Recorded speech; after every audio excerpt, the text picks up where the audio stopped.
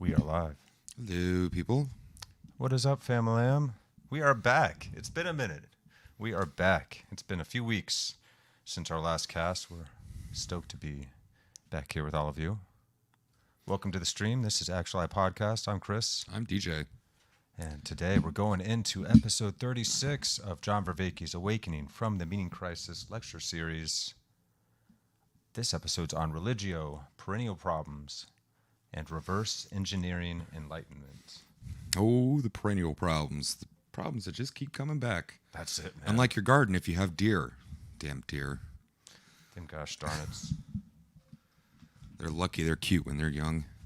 Right? It's true. It's true. Oh, we got all the baby deer in the neighborhood right now, and they're learning to negotiate the neighborhood roads, which, you know, like they'll like wait right on the edge and be like, oh, and you have to be like, dude, go. Oh, yeah, I didn't click start on Facebook. Let's do that. Which screen am I on? A shark on Facebook? Yes, that sounds about right. Here we go. Go live. We love. Hey, I see our faces. I see things happening. Live video is starting. Rock and roll. There we go. Yeah, sorry, still. What's up, Facebook fam? We're back. We're back. It's Actually Podcast, episode 36 on John Vervaake's Awakening from the Meaning Crisis. Covering, I should say, John Vervaake's Awakening series. This episode is on Religio, Perennial Problems, and Reverse Engineering Enlightenment. This one should be interesting. Yeah. I actually got a chance to watch the last episode, so I actually kind of know what these notes mean. So did I. I reviewed it too on my way here, been a actually. while. I listened to it at 1.8 times speed on Spotify. You guys should totally subscribe and give John Vervaeke some likes on all the various social and listening places that you enjoy. Here on YouTube, of course, and on, Spotify and all the podcast platforms. He's on Facebook, and he's in various other places as well. Definitely. And of course, Twitter, now X. I got to get used to that one. Yeah, it's still Weird. just going to be called Twitter. And then It is for a long time, right? And then, in the future, when the next generation, goes to use it, they're like, why do they call X Twitter? What is that? What's a tweet? Only Bejeebus knows. Yeah. But still haven't gotten on the Twitter sphere. Social media isn't good for me, so I tend to stay away from it. Yeah, you're wise. You're wise too. I wish we all could. I mean, it's useful, of course. Remember how Facebook started when we could share our pictures and memories with our loved ones across the country. And it was very simple and straightforward, and that's really all it was. But then it started to prioritize via the use of algorithms. Whatever would make us click more, and it just happens to be stuff that's anxiety-ridden. It makes you angry. It's all that kind of territory, and it's not good for us. Yeah, It's awful for I our started psychology. realizing something's fishy when I'd be like, oh, something good in my life, or it's my birthday, or something like that. No responses from anybody, but as soon as I put my opinion out there about anything, how benign, no matter how benign or extreme it may be, and it's just, boom, it's like, man, I haven't talked to you since high school. How are you getting this? It's just like, yeah, no, I like to absorb my mind control the old way, driving down the road and seeing a billboard, that kind of thing. It's to the point now when commercials get on, I just get angry, ads. I confused somebody on the internet in a comment on YouTube the other day about a commercial. It's like, commercials, they don't have commercials. Mid-roll ads, sorry. Yeah, right. Strange new world. Well, why reuse when you can buy a new? Yeah. Take a Soma holiday. Yes. Right. Yeah. Brave New World, yeah. Great book. The miniseries was actually not that bad if you're into the old campy 1970s bad costumes and even worse set pieces. That movie wasn't terrible. It was actually pretty good. They did a good job on that. Yeah. I'm just sharing us onto the social media places here, guys, and I'm just welcoming everyone that's tuning in. Thank you guys for joining us. I'm doing the pre-show chat. Indeed. So chatting. We just Continuing to jibber-jabbing. chat. Yeah, Jabbing so- and gibbering. So, what has this series done for you, or been like for you so far, DJ? Well, it's been long, which is good. 'Cause, you know, It's definitely in depth, right? well, in one way, it makes it easier to. Okay, so like when you have a thought, or you're trying to think a thought or come up with something, this makes it a lot easier to figure out how to do that because we've been introduced to, not just the historical process, the historical process we've gone through as a species to become these, thinking creatures that we are, but then how your brain works. So, you can, what's the word? Hack your brain. It's not really hacking your brain. It's exacting your brain or pieces of it. It gives me something more intellectual to do instead of, And what do you mean by exacting? exacting, using something that was originally for one thing in a whole new way. Right. Figuring out a screwdriver can open a paint can. Right. And this gives you something to do as opposed to. Well, as as something intellectual to do, opposed to like I follow quite a few of the current affairs, whether it's politically, socially, economically, yada yada yada, and that'll burn you out real quick. It can, man. Make you angry. I know I'm angry. I'm naturally an angry person anyway, but it ain't helping the cause. But Well, I know what you mean, though. Like, I don't want to let the world get to me so much that I lose my sense of self-composure, my capacity, my ability to be grounded, patient, easygoing, and trying as well as one can to embody the way and the change that we seek to see in this world. And that's been such a challenge for me, too. I spent years angry and upset with the way things were going in the world, and the way it seemed like everybody was willfully ignorant. And I used to, those terms like sheeple and things like that. I used to use those terms when I was angry, even though I knew in my heart that I care about people. Why do I care about all this stuff going in the world and the direction the world is going? Why would I care if I didn't care about people? Obviously, there's a deep love, and then there can only be great disappointment where there's great love. Martin Luther King said this once. It's a natural function of a mostly healthy, rational human being to see something unjust and have a visceral reaction from it. Right. It's gotten too commonplace that we can see the most awful things in person and cannot be bothered or can't handle it or it doesn't serve me or all these things and just look away from it. That's why you got people being, assaulted in subways and on the streets and stuff and nobody does a damn thing except record, frankly. Right. That on top of if you do, you're, probably going to go to jail for helping out, and it's just like, man. Yeah, no, it's true. It's not a conspiracy. Well, there might be a conspiracy. It's not a theory. It's a fact. These things are happening in I don't our like world. I don't like conspiracy theories because proving a conspiracy is one of those things where you have to be there involved in the conspiracy to know, but you can't even prove it because then you'd have to have other people there. And the whole thing about a conspiracy is it's a secret thing between a small group of people. So I don't interact with conspiracy theories and stuff like that. And unless, okay, Hollow Earth theory, intriguing, but more like reading a bad sci-fi novel, kind of intriguing. Right. Or what is it? Was there a tribe of Polynesians in Antarctica? Probably not a tribe, maybe a trading post. Because, I guess the Polynesians were some of the first vast seafaring peoples on the planet, as far as we know. So it makes sense if you're, you're following the animals. You follow the animals wherever they may go. And humans are pretty damn good at existing in places that we shouldn't be existing. And seeing as how we have no fur, no massive, modern times, massive fat supplies, but that's a different story. We're not meant to have thick layers of blubber and fur and stuff to keep us warm, but somehow we can, we got people that live everywhere except for Antarctica permanently. We are the best adapters. It's all about them thumbs, baby. Truly opposable thumbs, and the ability to do this side to side motion with your hand. And our capacity for relevance realization. Yeah. That's major.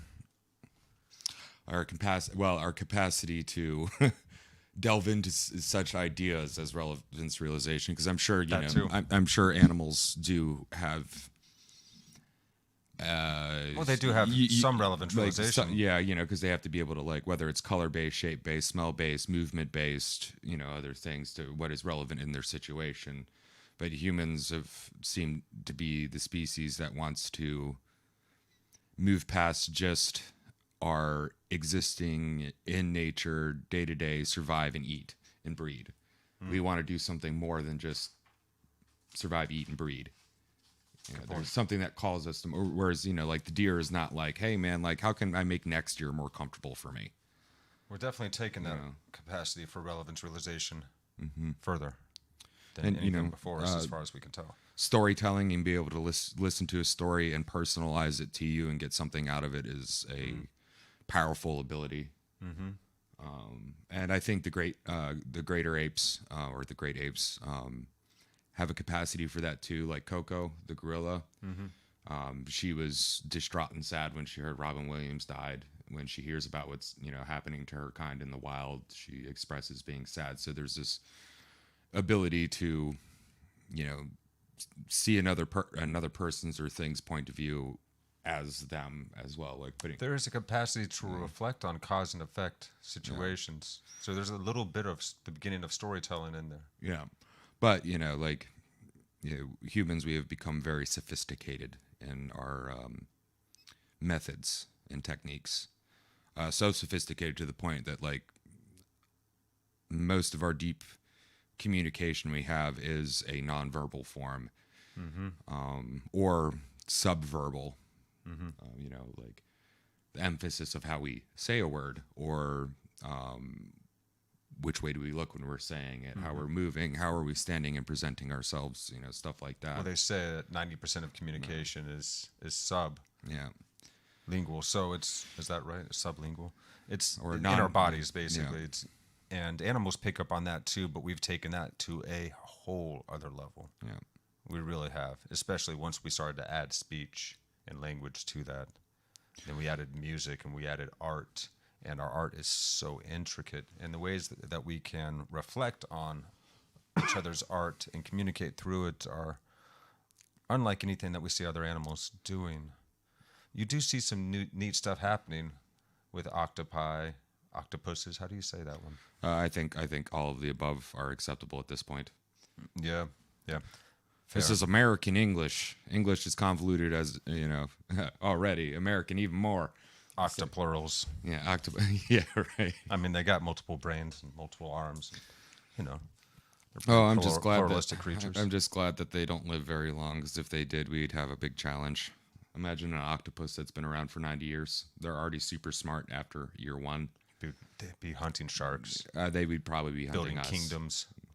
They'd be flying around. In water tanks. The one thing though with that is, if they could figure out how to get on land and not dry up, because you can't.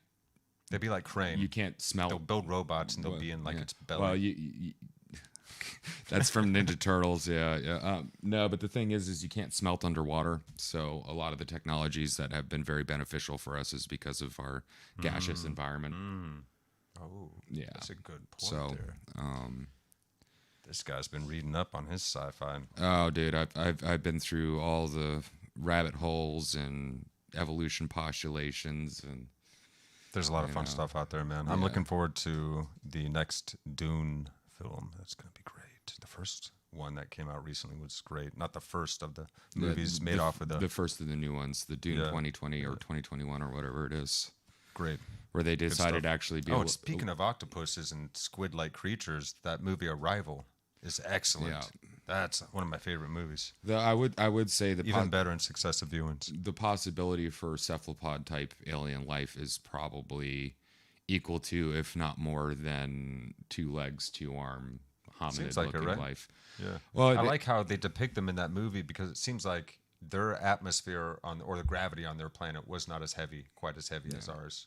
and that's why they were built the way that they were, and the way that they could jump slow motion and land and Yeah. maneuver the way they I did. actually have a theory about that. It's a stupid fan theory, but it's a pretty good theory. They come from a world that is a lower gravity but much higher pressure. So you would have a larger planet, which would create a higher pressure environment, and then they'd be living within a certain strata. I don't know. Whoa.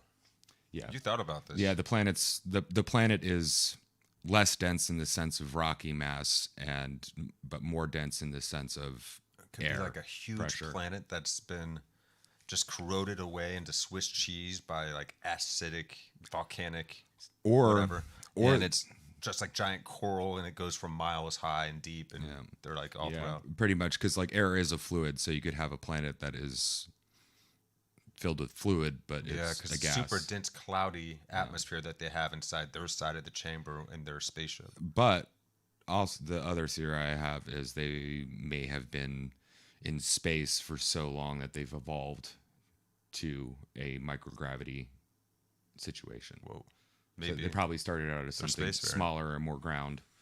And maybe you know, they're little crabs or something. I was watching a podcast. Kind of crab feet. I think it was like probably Tim Cast or something, and the question of Yeah, shout out to Tim Pool. Actually, ran into that guy recently. Thanks to a friend of mine called me and he's like, "Hey, Tim Pool, blah blah blah." Went and met the guy, and nice person, cool guy. but the question of what makes a human, and they were talking about having a soul and being body and soul, and that whole argument, and it got me thinking. It's like, well, I believe once we leave planet Earth and within a few generations, we're no longer going to be Homo sapiens sapien. We're going to be something else, even though genetically we'll be very, very, very, very close, but we'll be changing drastically. And so we'll be a different species. Be like Homo cosmos. So my criteria for what is human is actually much more narrower than a lot of people's criteria Sure. for human. Because well, if we go cyborg and a lot of cyborg enhancements, you're no longer human at that point. You're Homo sapien cyborg. Yeah. Instead of Homo sapien sapien. And then also, well, the space thing is like when you go into space, there's so much radiation up there that's going to be damn near impossible to shield all of it. So the genetic variation or the genetic mutation is going to be higher. So less generations to become changed. And like anime like Gundam played with this idea because, and I forget specifically which series of Gundam it was, but there's, your normal Terra and Earth humans, and then there's these people that spend all their time living in space, and they're more elfin-like and thinner and more adapted to the micro-G environments, and they're different. And then spawning out of that, you get the new types, which I'm not going to get into Gundam or anything, but like They tried to depict that in The Expanse. If you've watched that show. Yeah. With the Martians being a little bit more dense and tough. And Well, because they trained, but they still have a hard time with Earth's gravity. oh, that's right. They have a hard time with Earth's gravity. They have to train their butts But off. I'm thinking it's like the reverse. But then compared to the Belters, the Belters are all skinny and very tall, taller. yeah. And weaker bones, but better in zero-G environments naturally.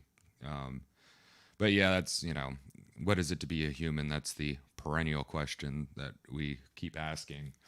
And We never think about that though. Like, have you ever thought to yourself, like, what is this strange being that I am? It's a really odd thing. We're this walking, talking, almost hairless primate, and primate's just another word for something that happens to grow on this planet. We can call ourselves Earthlings too, and then it gets really weird because it's like you're an outgrowth, an extension of the planet that's become self-reflective and is talking about itself. We're the animate extensions of this planet that can walk atop itself.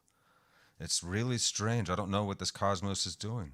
And I love that there is that open question. There's something that will always transcend our knowing. Well, No matter how deep we dive into this universe. Apparently some serious scientists and thinkers thinking that, well, the universe itself actually might be conscious. It's like, duh. That's what we've been talking about. Like for as long as we've been talking. Yeah. You have pantheism, and then you have panentheism. And pantheism is everything is consciousness, or everything is God. And then there's panentheism, which sounds like it's everything is consciousness, or everything is God.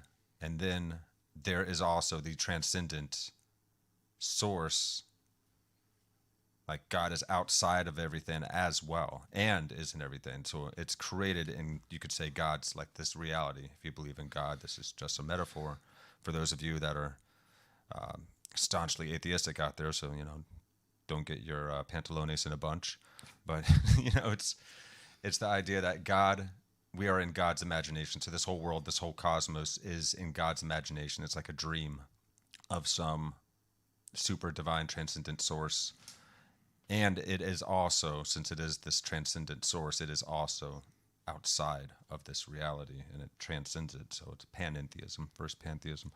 And I picked up that distinction through Ian McGilchrist, whose work is profound. You should definitely look him up here on YouTube. You'll find him having some very enlightening conversations with people like John Vervaeke and others. And then you can also check out his books, The Master and His Emissary, and The Matter with Things, that has come out more recently. Yeah. So I guess on that note, let's dive into our notes and do a quick recap of last episode. Last episode we got into. Do you have the title of that one? Is Religio, or is the I don't symbols, the sacred and sacredness, or something along those lines? So we first started talking about the symbol, which is on both sides of it is meta assimilation and meta accommodation. It's a participatory, exaptive thing that allows you to hold things in your mind that you normally wouldn't be, or allows you to hold ideas and things in your mind easier. Like, instead of having a whole explanation in your head, you can use a symbol. And he used the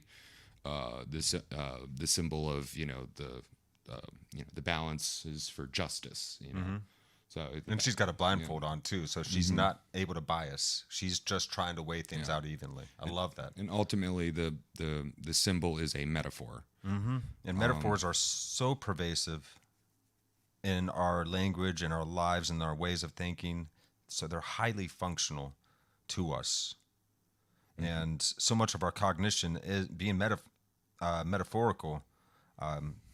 Takes it beyond just projection of ideas, because it reflects, like DJ was saying, our capacity to play with exaptation, which is the ability for our minds to take a part of the brain that's utilized for one thing, such as the tongue for moving food around in the mouth so you can chew it better, and tasting for poisons and things, to enabling us to utilize it for speech.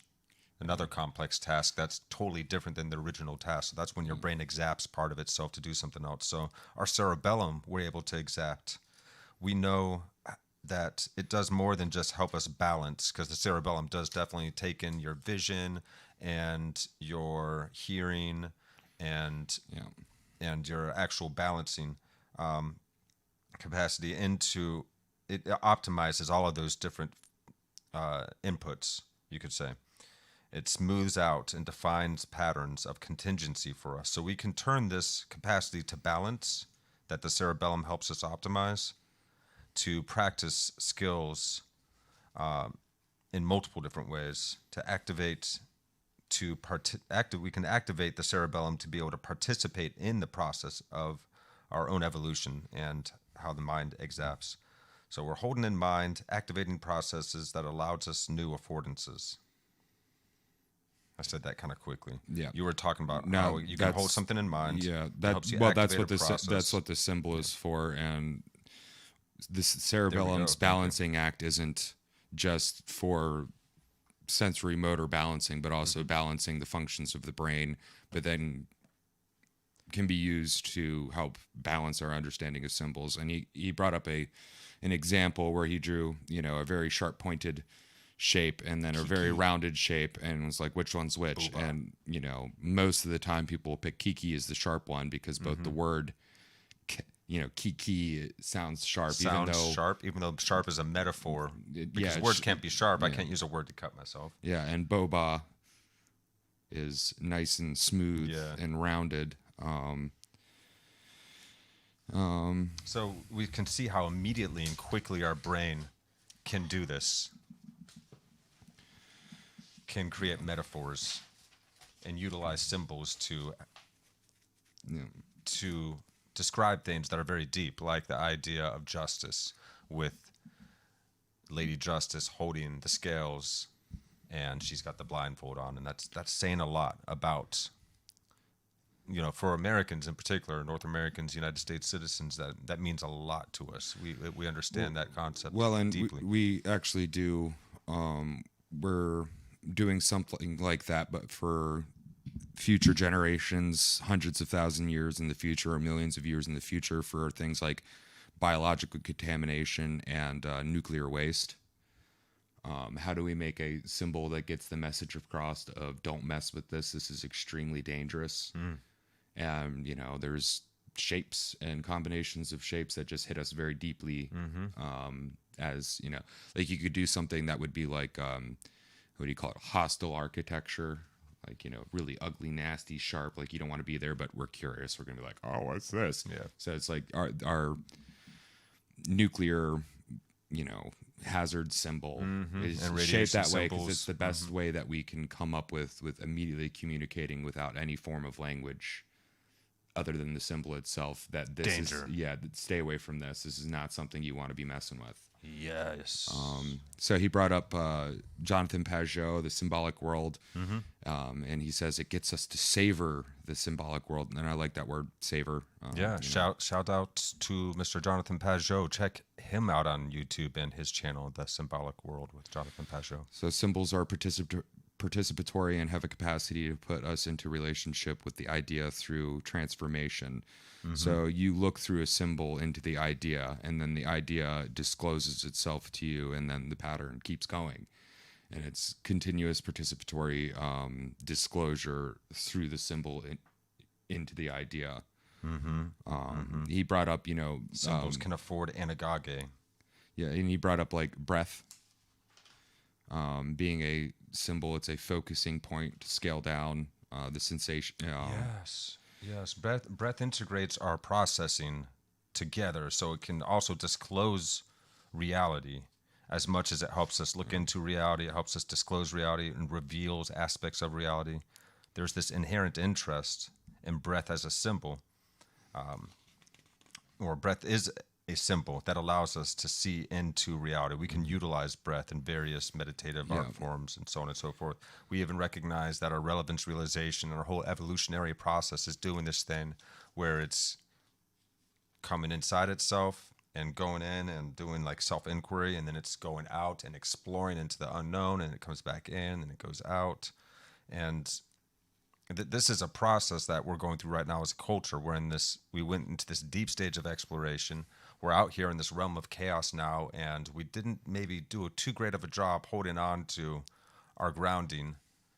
So now we're kind of lost in space a little bit.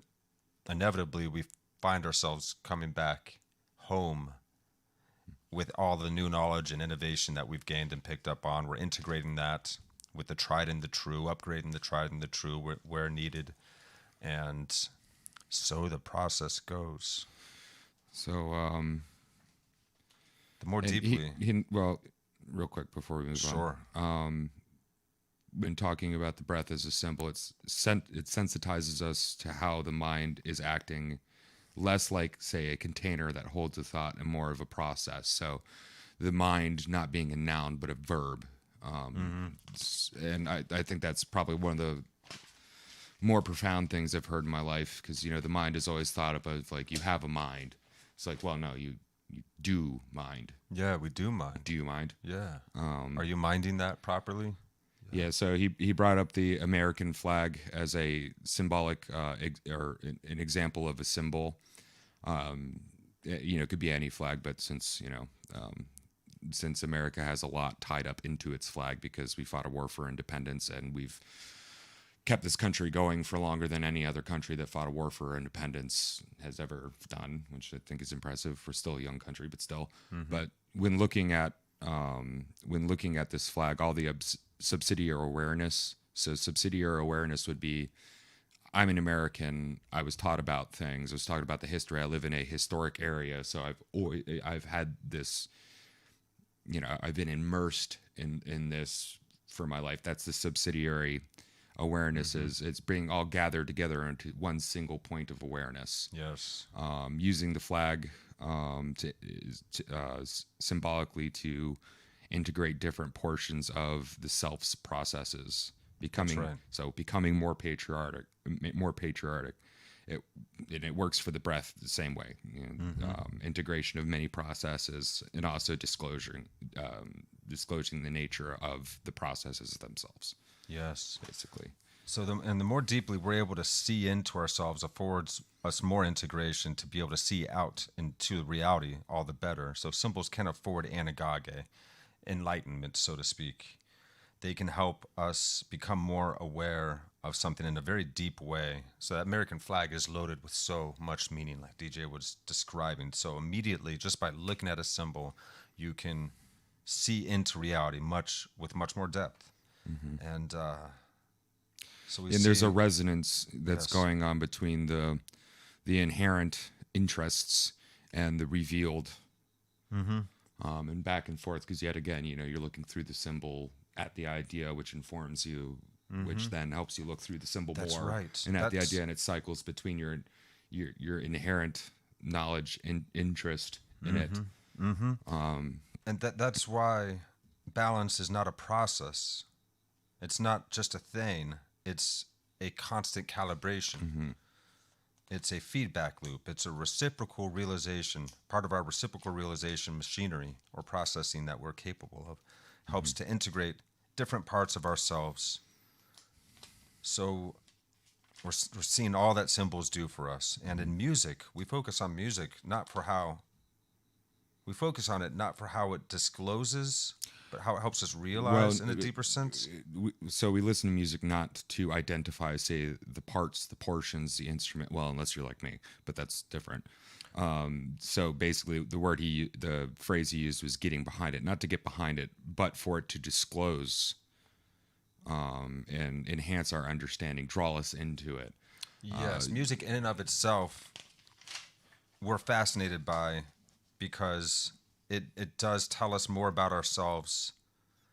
And so there's an evolutionary response to that. And then secondarily, people like musicians will be interested in the instruments and how this is made up and the what can this disclose to me. But we're just innately drawn to music.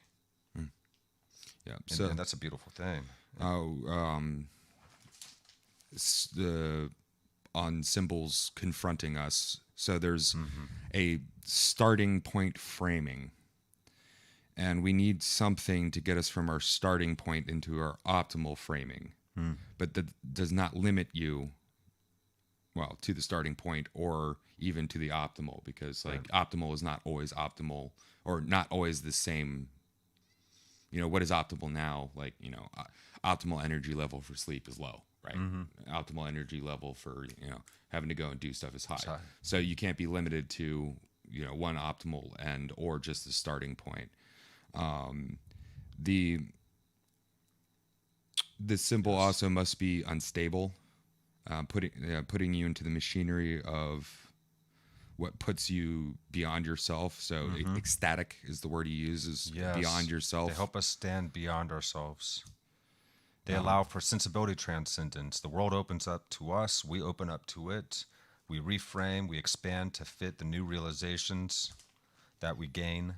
So we're constantly activating frames that draw us. And so we create a frame of reality.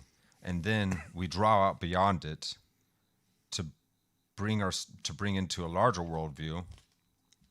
And it creates a new frame, breaks the old one, creates a new frame, and we're constantly in this process of reframing all the time. We're on refresh rate with our awareness all the time. Just reframe. Yeah. Well, we're constantly in the when we confront ourselves and are confronted by symbols, we're participating in an integrative experience. In the anagogic sense. Yeah.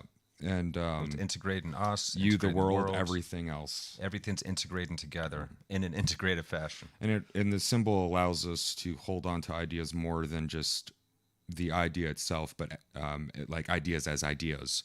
It allows us to hold on to ideas as confronting forces as well. You see this, like the cross in Christianity, and you're confronted by it. It's, it's not just like, oh, this thing that I can move through. It's not. Here it is. No, it's something that helps you measure yourself by it. Yeah. Something you can grow towards it. And what's beautiful is that that's like one of those transcendent symbols. You'll never get to fully encapsulating what Jesus dying on the cross ultimately means. Like that level. It's not just a dude stapled to a piece of wood, It's a lot more, and it's not just... It's about this guy's life and what he was willing to do for humanity and how unconditionally loving he was throughout his life. And it's like this highest level archetype or symbol of the ultimate potential for a human being that's there for us all that we'll never reach. But that's good. There's no cap on enlightenment. That means that we always have infinite room to keep on growing and improving. Yeah. I love that. And the symbol must be complex as well. And I don't mean structurally complex. Not complicated, but complex. Yes. The complexity of meaning of what you can garner out of the symbol. And the best symbols are the ones that carry very complex meaning, but very simply. A good symbol needs to be ecstatic, brings you outside yourself, participatory, something you can participate in. Yes. In serious play. Yeah, interactive and complex, epic. Is the what do you call it when you ecstatic and participatory, integrative, in an anagogic sense, and complex. Yes. Opens your world in a participatory way to trigger your something word machinery for being able to draw it in. My handwriting. Yeah, they trigger our exaptive capacity to know who, what we are, and to integrate with the world. Yeah. So they're transjective, which means between the two words or worlds of subjectivity and objectivity, there is transjectivity, which is basically both. It triggers transframing. It's beyond both, you could say. So that triggers that transframing capacity that we have to keep on reframing the world in a more optimal sense. And in doing that, and in doing this process, this is a transformative process for us. So this is how symbols can relate to sacredness through mythos, the ritual, the inactive anagogic. So proposition, mythos, and symbols. And the mythos is deeply connected to rituals. And, naturally rituals, let's see, are patterns of interaction. And the symbol, so you have a symbol and a story can be a symbol. And a story is an interactive analogy, and it ties itself back into patterns of interactions. So he's trying to combine symbols and mythos. So this proposition he has is combining symbols and mythos. Maybe not necessarily strictly through story, but I think story is one of the most profound. Everything is story for humans. Really is. Everything is story. Psychotechnology we have. Yeah. We think in story. We live in story. Everything is story to humans. And story isn't just, something to entertain, nor is it something that very explicitly it describes something. Yeah, it's not what you think of as just when you hear the term story. It's also, I went to the gas station on my way here because I had to get gas, and then there was an accident on the highway, but I made it around it, and now I'm here. That's a story. Every time we communicate, we're telling a story. I'm telling a story right now about the last episode of John Vervaeke's Meaning Crisis. Looking through these notes, I had the word story. Stories are multi-layered. I wonder, is that why we call it when the floors in a building, stories, like a 3-story building? I wonder. Because stories are multiple layers. There's a base layer, there's mid layers, there's higher layers. This is the attic where... stories had to have come before we started using the term story to designate layers. Sure, But also we're talking about English. We had story probably before we had language. Yeah. We were just showing the hunt. Yeah. When we might have had some sound effects, but we didn't have So very many words at first. So okay, So mythos, religio, tying into sacredness. So religio enhancing mythos, and those two together is, I guess, the can we the define proposition. religio again? Religio. What is that? The combined. Oh, okay. No, I got to bring it up because I don't want to butcher it. Because mythos is how we we use mythos to activate, accentuate, and articulate the religio. Religio is intrinsically interested in. Oh no, I'm sorry. We use relevance realization in religio. So religio is coming into contact or communion with the world. Yeah, and the process of It's participatory. coming into it. I'm not going to search through all my bad. So it's you could say like the word religion is celebrating the sense of the transcendent or the transcendent source in a communal fashion, and so it's connecting, it's uniting. Yeah. And so let's jump ahead here to we use mythos to activate, accentuate, and articulate religio. Celebrate Celebrate as well. And through the symbol. yes, and this is where our relevance realization is coming in, and how it is intrinsically interested in self-organizing, self-transcending, and self-correcting to further better employ itself as well as self-transforming. So self-organizing, transcending, correcting. And when he was talking about that, he was talking about so relevance realization is our capacity to zero in on what's relevant in our environments. Hold on. But I'm saying that just the crowd, the people, the fam know. So it's relevance realization is intrinsically interested in itself. That is true. And by saying that, he means there is no core something else, like, no essence to relevance realization, and it's only interested in itself and continuing it, realizing again. Yes, realizing the realization is only again. interested in realization. Yeah. By saying itself, it kind of embodies it into a character, which is like weird for my brain. But relevance realization, the process is involved in the process of realization. It always turns back in upon itself. Yeah, and so mythos is interesting, intrinsically interesting, and that's what we mean there by relevance realization being interested in itself to improve its own functionality. That's all relevance realization does. It improves its own functionality by turning back upon itself with everything that it learns. And so it stays fascinated. We stay fascinated in the process of finding out what is relevant because of our capacity for relevance realization, which is simply, and this is for anyone that's new here, we can recognize what is salient and important to us in our environments at any one time. Salient as what stands out to us. And that is our capacity for relevance realization, this capacity for the brain or awareness to zero in on particular things in our environment that matter to us in any given moment. Like, I know where the floor is that I can balance and walk upon it so that the muscles in my feet know how to behave when I'm deciding to walk, and so on and so forth. Okay. It's so the essence of relevance, however, is in the sacred. Well, and here's the metaphysical proposal, that what ultimately generates the experience of sacredness is something that has an absolute value because it is supernatural. But we're, like, yet again, still missing the essence of, just like, you can't have a theory about, you can't have a theory of relevance.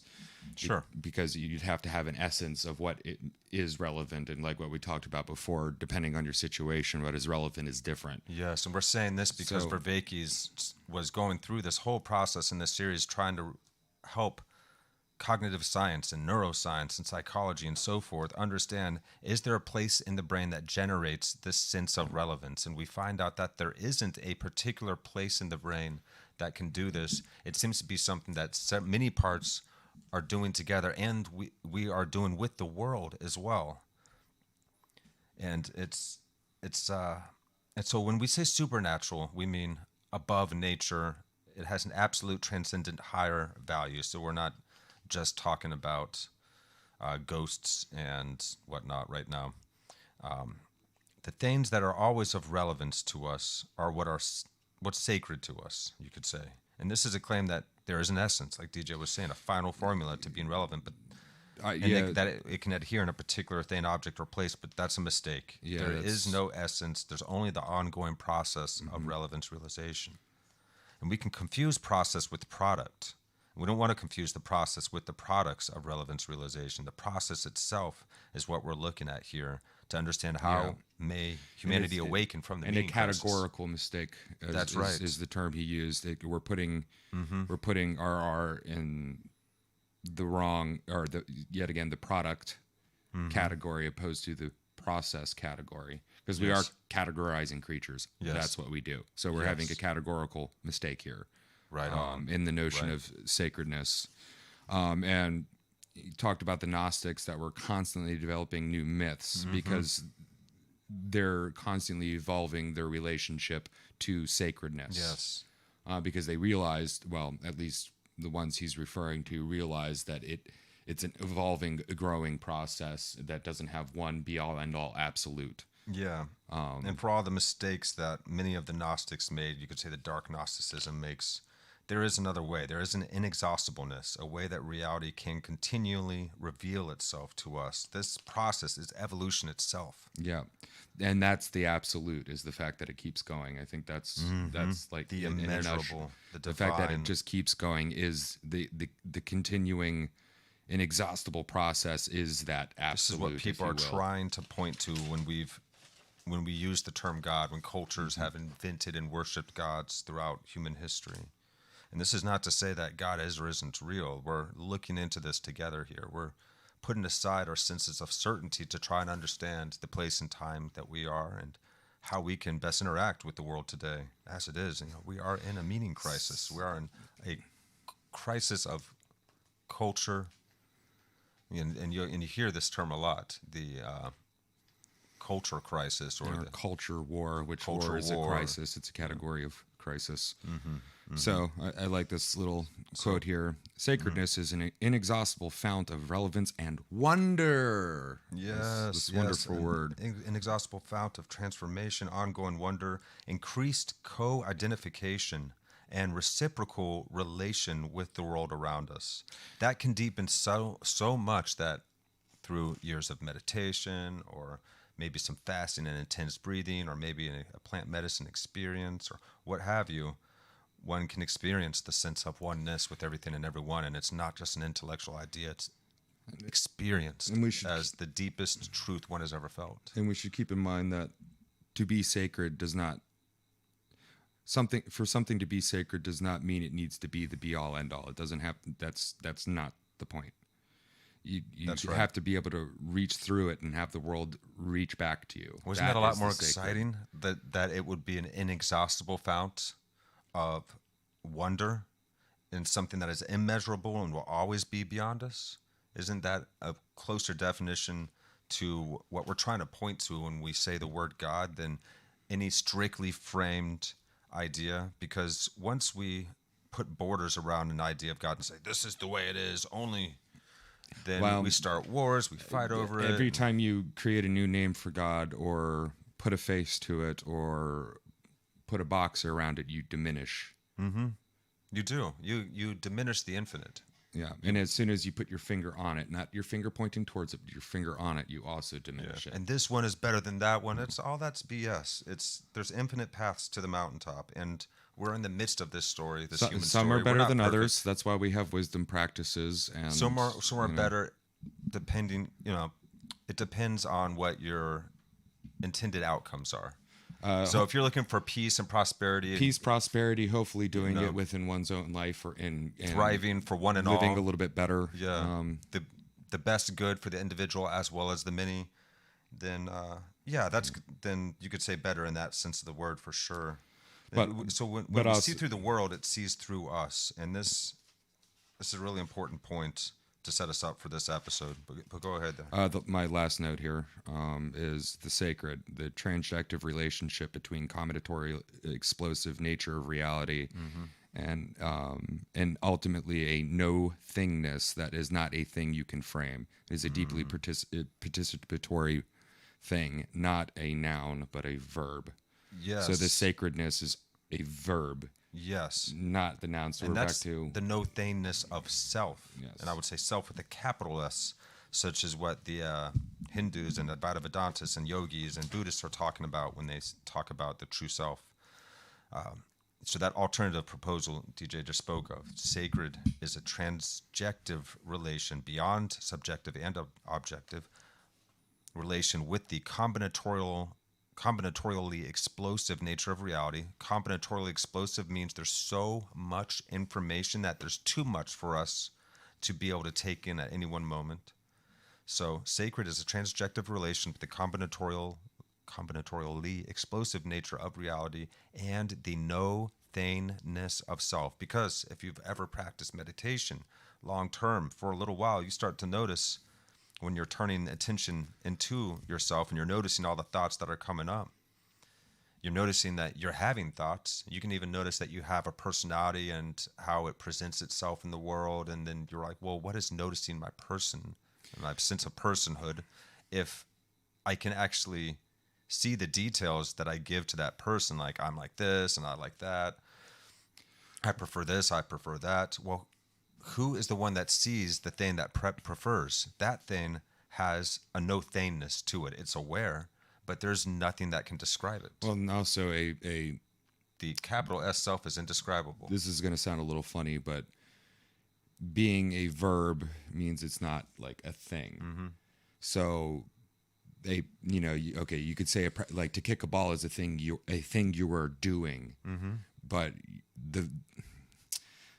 so thingness is this pen is the thing. Yes. The writing with the pen is a process. You could call it a thing, but it's not a thing. It's a process, a participation that you're going through. And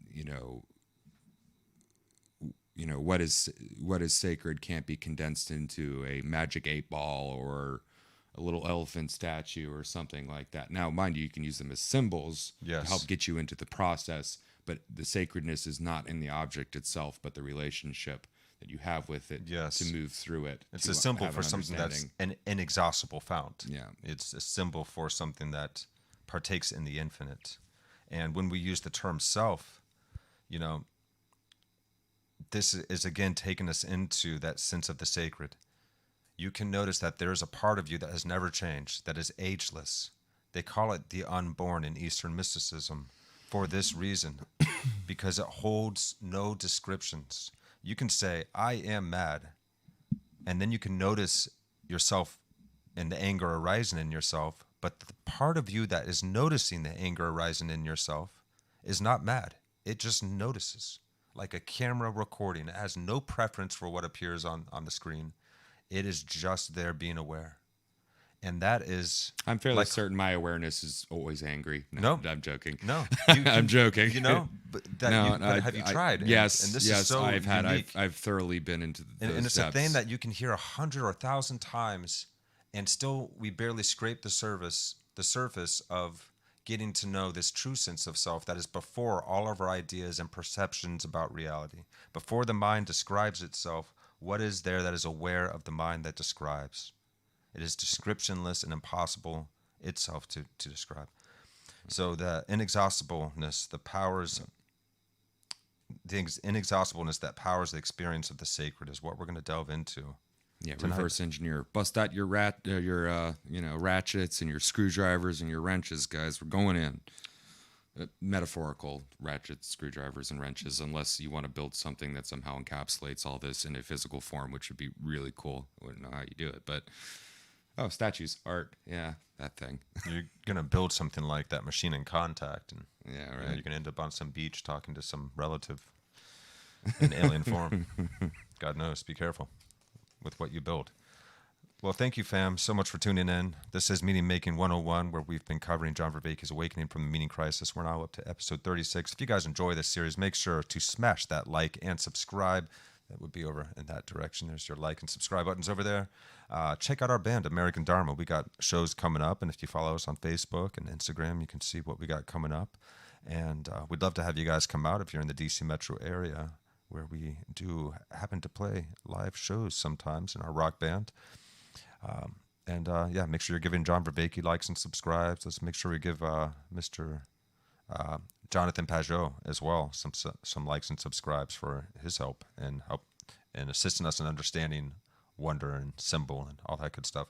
So yeah, before I go on any further, let's jump on in. Here we go.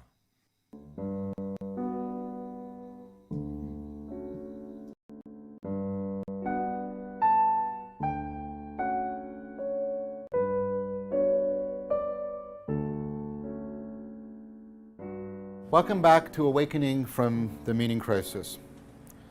So last time we were continuing our examination of sacredness, the experience of sacredness, the Schleiermacher side of things, and I was trying to develop an account of what symbols are, at least symbols insofar as they are distinct from signs,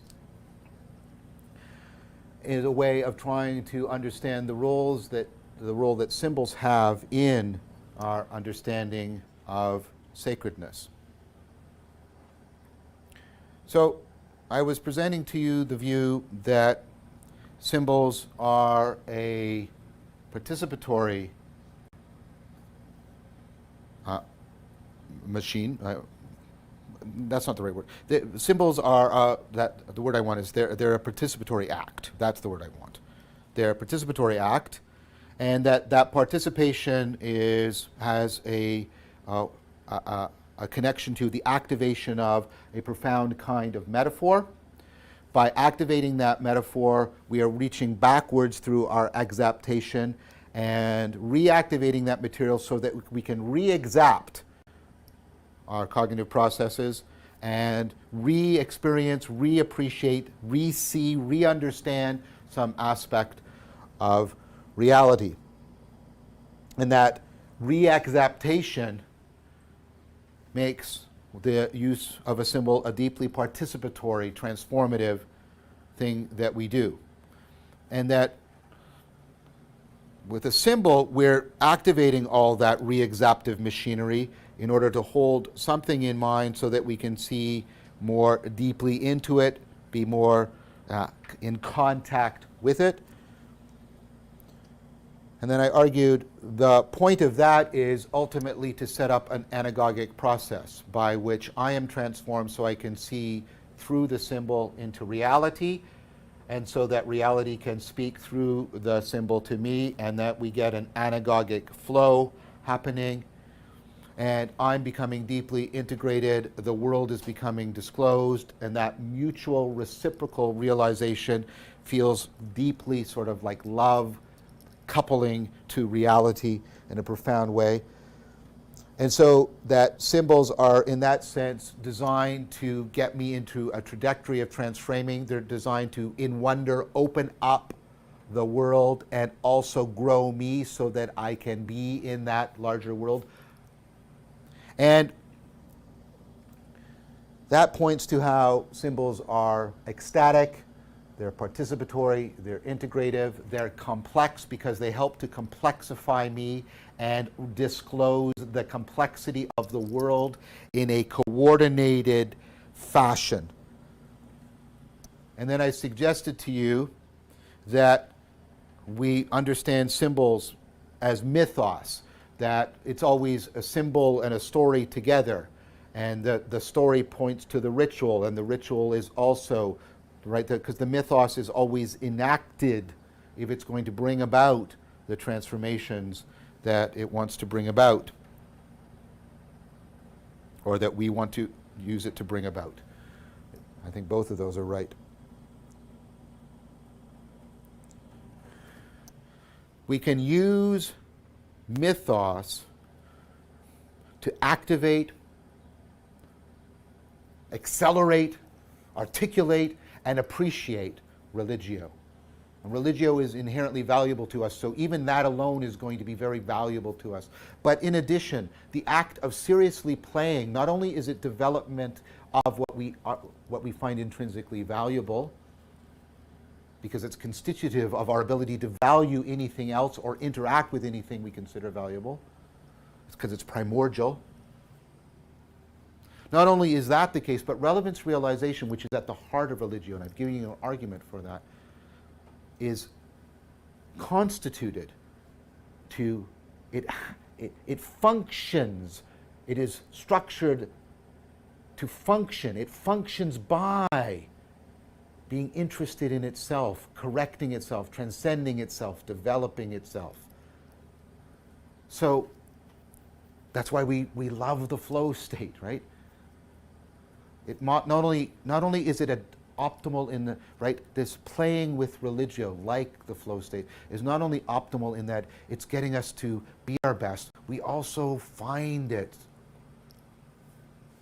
to be an optimal experience, because we're seriously playing with this intrinsically valuable machinery in a way that is constitutively, intrinsically significant to us.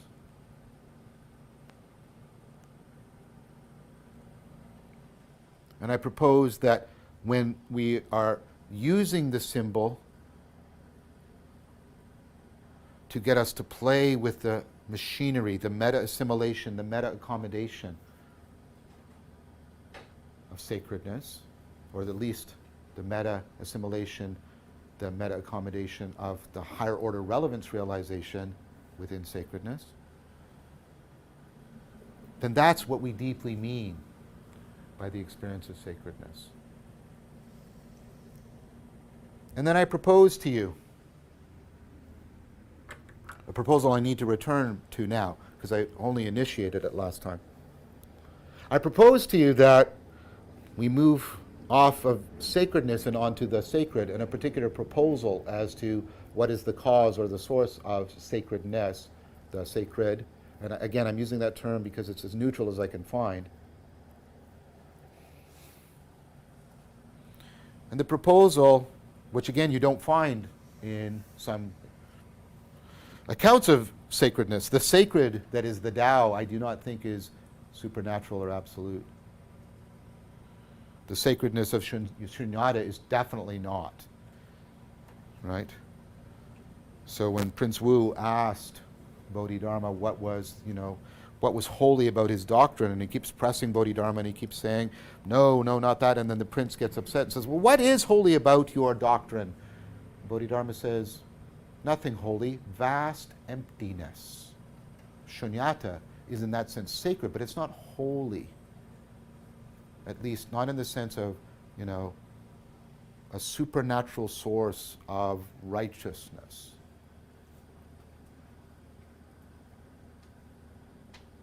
So,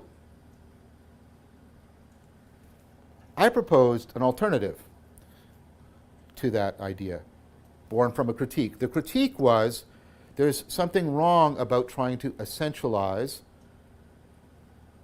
sacredness in the sacred, right? To say that the source of sacredness is something that is essentially relevant to us, absolutely, unquestionably, undeniably relevant to us, and that it is the culmination it is the origin and the culmination of relevance. And then I proposed to you that just struck me ultimately, and I do mean this with as much respect. I hopefully regard it as a respectful criticism, but nevertheless it's a criticism. I regard that as a category mistake. Relevance realization, right, is not about detecting, finding something that's inherently relevant, in the sense that it absolutely commands our attention. Relevance does not have an essence. It doesn't work that way. Relevance realization is intrinsically an evolving process. It functions by evolving, and it evolves in its functioning. Does that mean we should just dispense? No.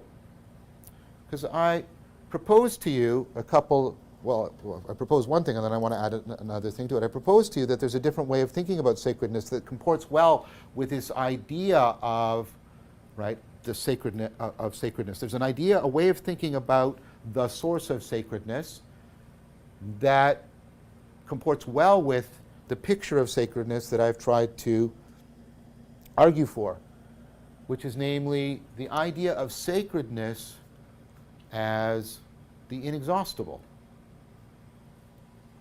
The inexhaustible aspects of this reality. It's kind of like turning Kant on his head.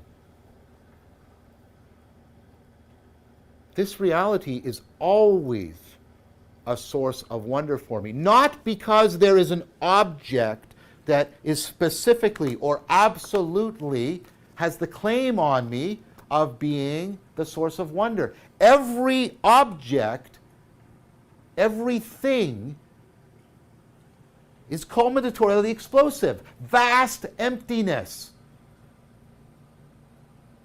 Ultimately, there is a no-thingness to reality because everything is culminatorily explosive in terms of what it is.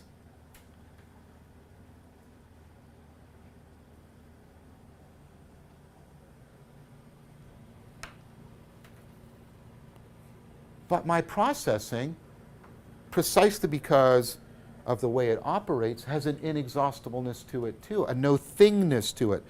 The I that is never reducible. There is always the framing that is never capturable in the frame, because the process of relevance realization is ongoing. It's inexhaustible because it can't stop. It's like a shark that if it stops swimming, it drowns. And there's a deep transjectivity. There's a deep participatory identification between the inexhaustible no-thingness in me and the inexhaustible no-thingness of reality. Vast emptiness, the Tao that can be spoken, is not the Tao.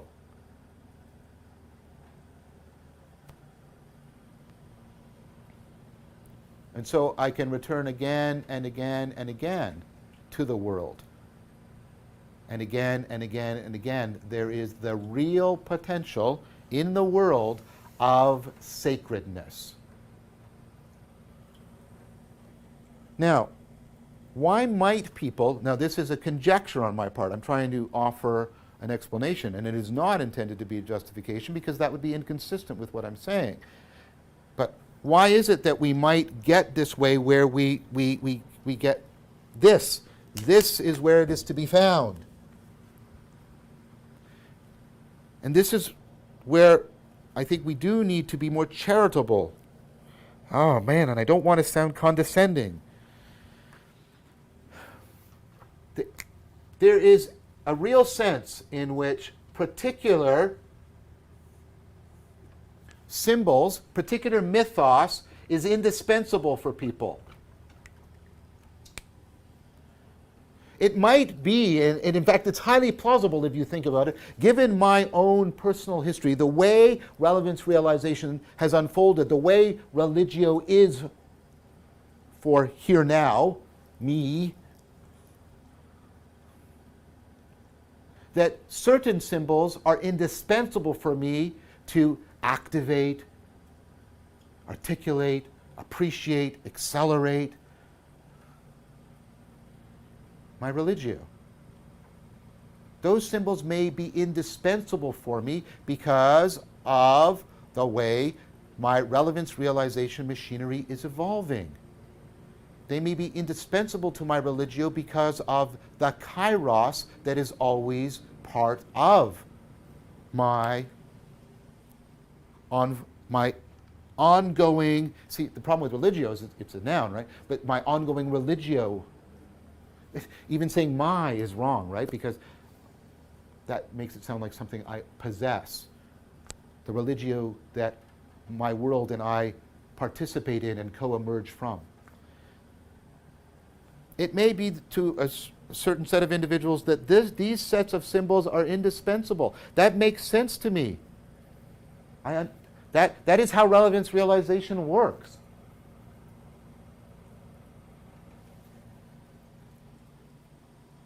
You may say that only through this mythos Do I get the access I need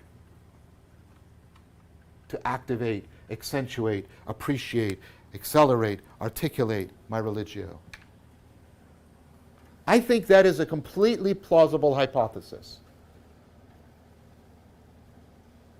I think, therefore, it makes sense to say, for example, that given the way this person's evolved fittedness has unfolded and the particular timing, the historical context, that only this mythos gives them the access they need. And in that sense, maybe it's a Christian mythos, maybe it's a Hindu mythos. That mythos is indispensable to them.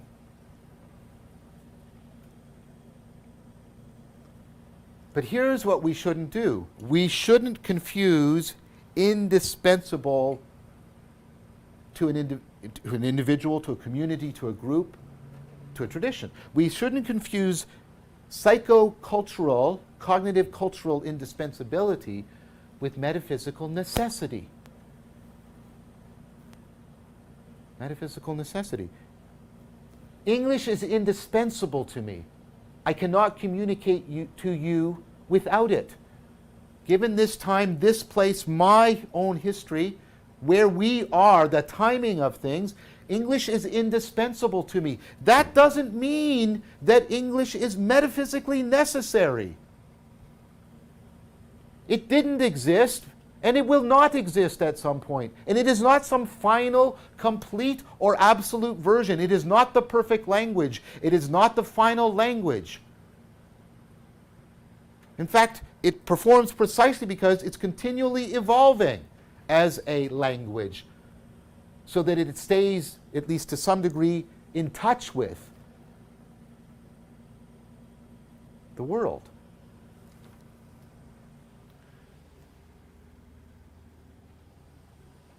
I don't think we should confuse these. They are not the same.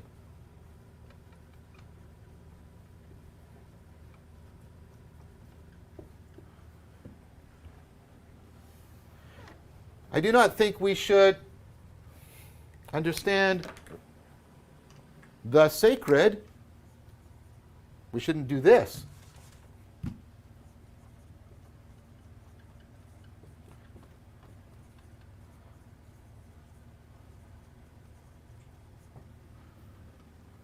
Of course, these are linked.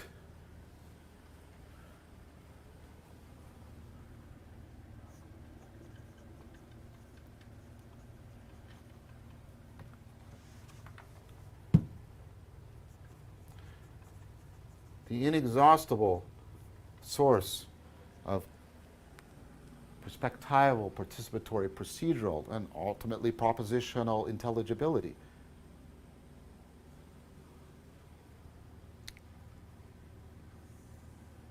We may have, I think it's reasonable that, in fact, I think it's highly plausible that a certain mythos is indispensable for an individual, a group, a community, a tradition. But that should not be confused with metaphysical necessity, nor should it license the idea that that adheres in some supernatural entity or thing.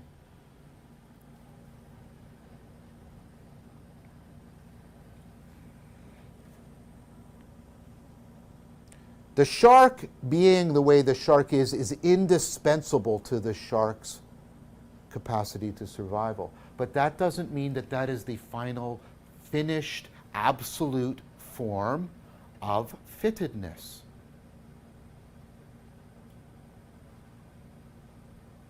The world and the capacity for biological adaptation, the process of evolution, means that there's an inexhaustibleness to life's capacity for fittedness.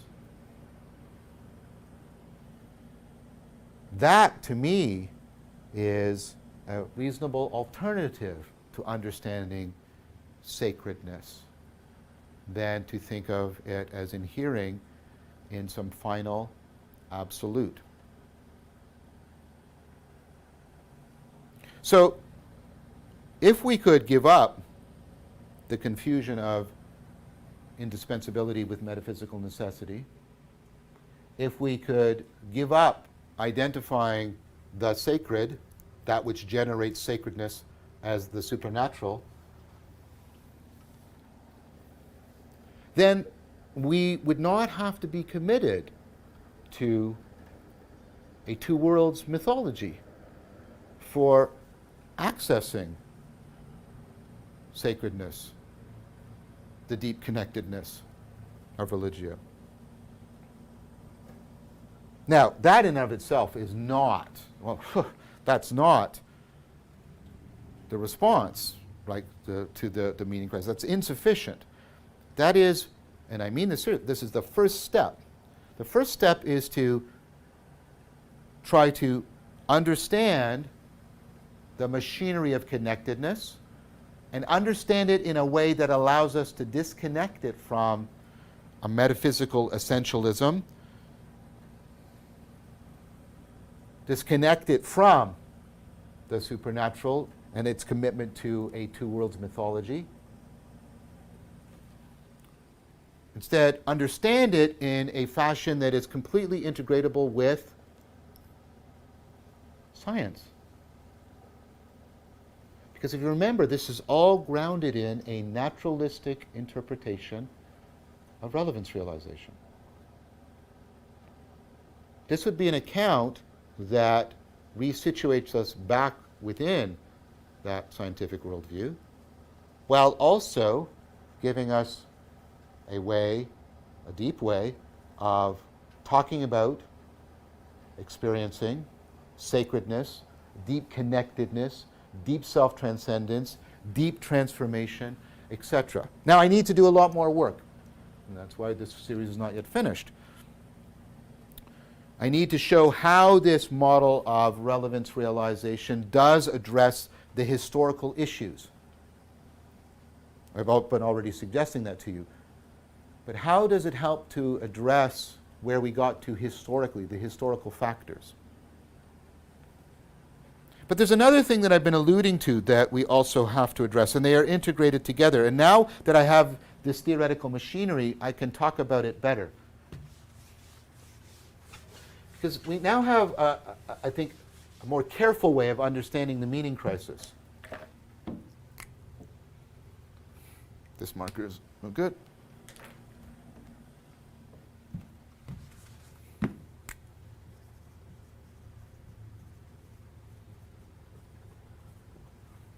So we have, and we did this in the first half of the series, we have the historical factors that basically have unhomed us, thwarted worldview attunement, all the stuff we've been talking about.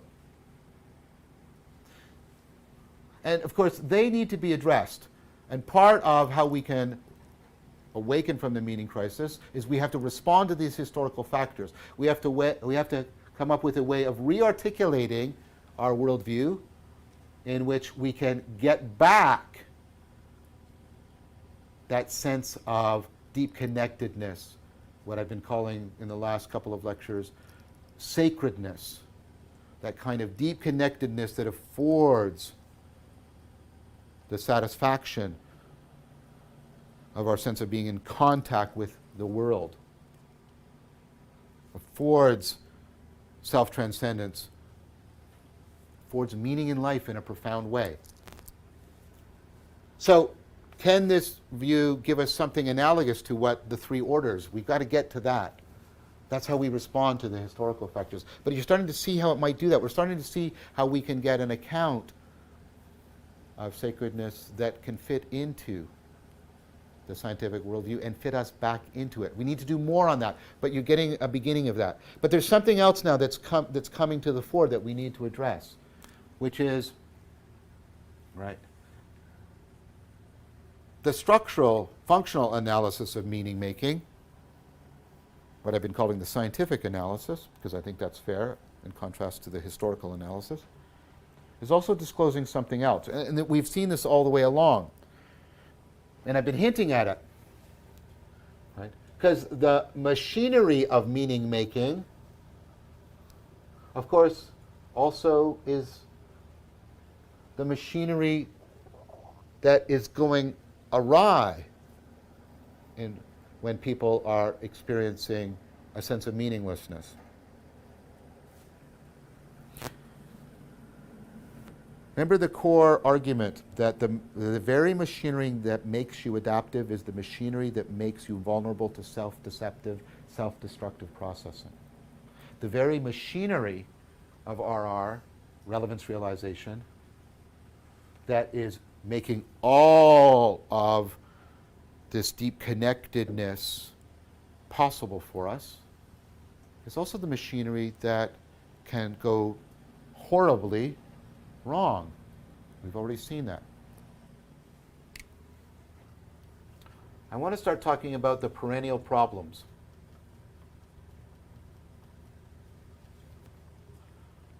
We've seen examples along the way, but I want to bring them out more. I want to develop that thesis about how the very machinery that makes us adaptive is the machinery that makes us prone to self-deceptive, self-destructive behavior. Here's what I want to argue. I want to argue that all cultures, all people in the sense of being participants in their culture, not necessarily every single individual, but all cultures across time, place, history, right? People are prone to perennial problems. These are ways in which the machinery of relevance realization can drive them into meaninglessness, despair.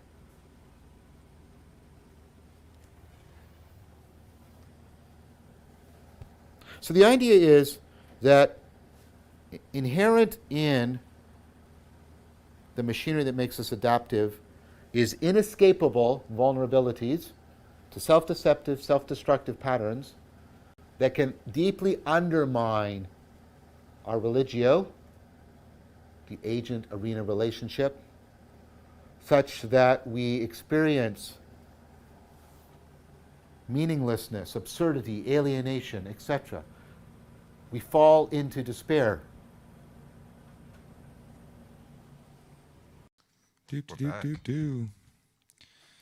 All right, so the main proposal here, moving off of sacred to sacredness,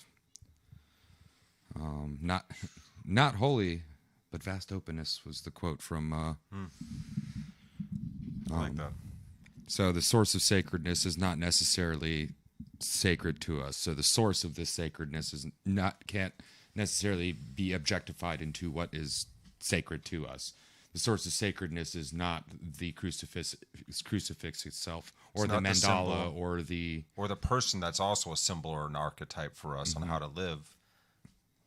Even if the person or people, like we're speaking of Jesus or Buddha, were real, it's not the person you worship. It's what, I mean, you can include them in your sense of worshipfulness, of course, and your love and adoration and all that. That's fine. As a symbol to help get you into. It's not the finger pointing at the moon. Yeah. You know, we get stuck on the finger, but it's the transcendent source. It's what we use the word God for, or in this case, Vervaeke is saying the inexhaustible source of existence as we know it, that unknowable transcendence. Yeah, so, RR is not about detecting what is inherently relevant. That's right. Relevance does not have an essence. It is evolving. Yeah. It's intrinsically an evolving process. That's what he means by it being interested in itself. It's literally an evolutionary process. Yeah, it's just like this wheel. It's self-starting, self-perpetuating. It's the yin yang and Taurus, and just put two of them on top of one another, and represent them in 3D, and that squiggly line between is actually a toroidal process that you're seeing, like a torus. That actually is what we see in space when a star explodes. And that's what we see at the center of stars and black holes, is this toroidal process What Well, is we don't see it. We use very sophisticated pieces of technology to see things that are beyond our ability to see, and then compute them down into a color format that makes this sense is for us just to how look at. it represents itself for our sensory apparatus, as well as we're able Yeah. to decipher. So the object is not the source of the sacred, because objects are combinatorially explosive. There's always going to be more. Anything that you look at reality has infinite detail to it that you could always continually study on into infinity. Every single tree, every seed. And no thingness is beyond frame. This process is ever going, so it's we're left, if we think within the framing problem aspect, we're left missing out, because, well, it's always going to be another frame, another frame, another frame, another frame, another frame, another frame, another frame, another frame, another frame, another frame.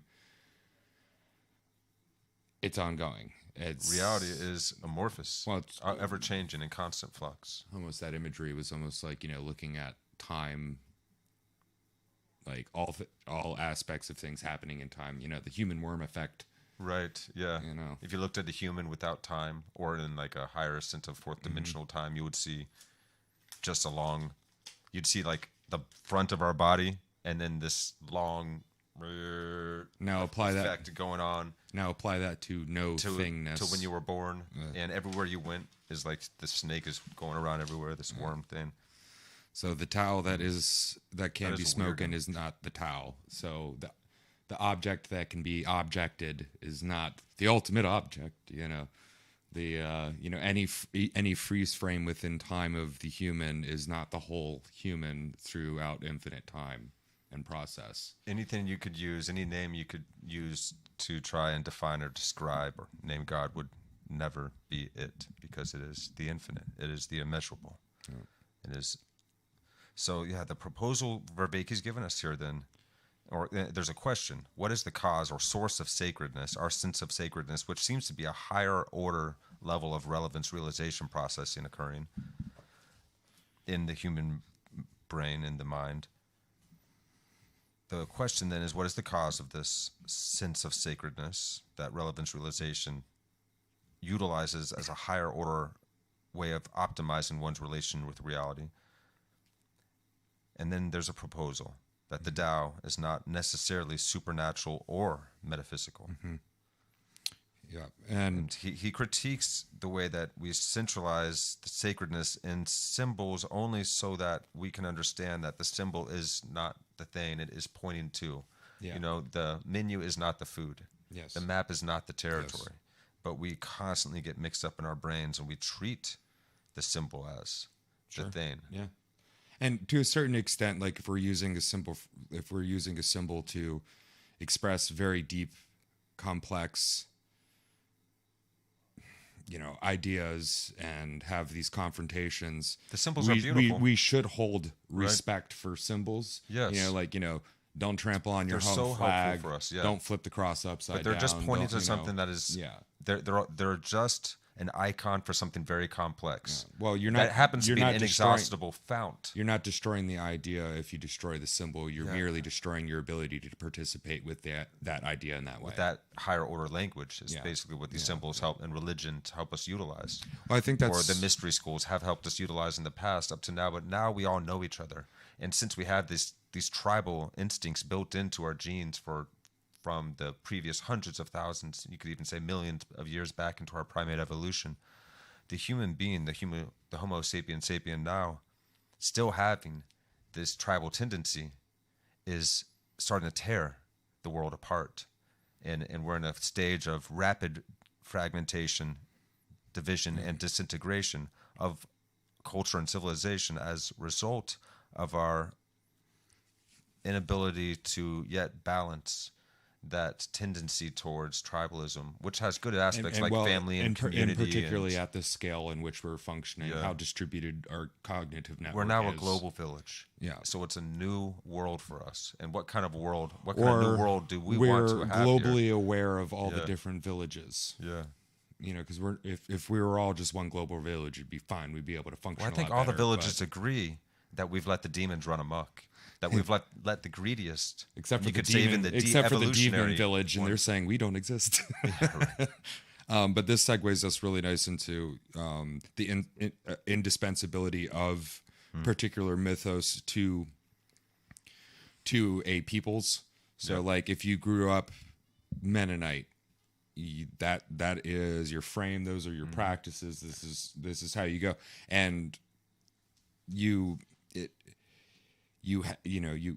can't dispense with it. You can't get rid of it because it is what gives you access to understanding the world and your nature or your relationship Yes, with and it. it's what gives us a language by which we may be able to coordinate and relate with one another about what's going on in the world. So when we start, and in our current time, it's like we've chopped the roots out from underneath us of our connection with sacred wisdom traditions, and as imperfect as our variant religions are at times, But- they still gave us a common cultural context by which to navigate by and relate with one another. Now we're replacing the old stories that we used to all know with stuff like The Walking Dead and Game of Thrones, carrying the same themes. So it's not necessarily, and they're great, it's but not- they're not full substitutes for the. it's not metaphysically necessary, or it's metaphysically necessary, not necessarily culturally.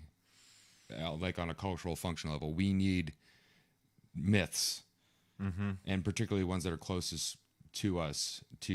But we keep making the frame problem of thinking the myths are literally supposed to be treated as literally real. or it's the only way of going about communicating what we are really trying to get to, which is something that is beyond our current ability to understand and participate with, and also then going into the scientific realm, map, gauge, test against, get information out of. But there is moral wisdom and because we need this as humans. We need teachings of how to orient the world. we need this. Not necessarily any one, say, cultural or spiritual end of it. Not in a way that's alienating each other all the time, constantly. And not That's even part beyond of our- that, but just like being stuck in like, well, any one this version is, as like the only. like so say the Mennonite. The Mennonite doesn't just doesn't need to only stay within that understanding. As you go through life, you pick up other things, but the need for a forgive the language, but metaphysical participation is there in the human, and we use mythos. And though our cultural mythos may change, it's still trying to do the same thing. Yeah. Well, it's like an octagon-shaped thing that we're trying to put in a square or circle-shaped hole, and it's not quite filling it up all the way. It's the two worlds mythology that metaphysics has given us a sense of us and then this higher thing. Yeah. So and I really like the sacredness isn't- panentheist approach, where it is us.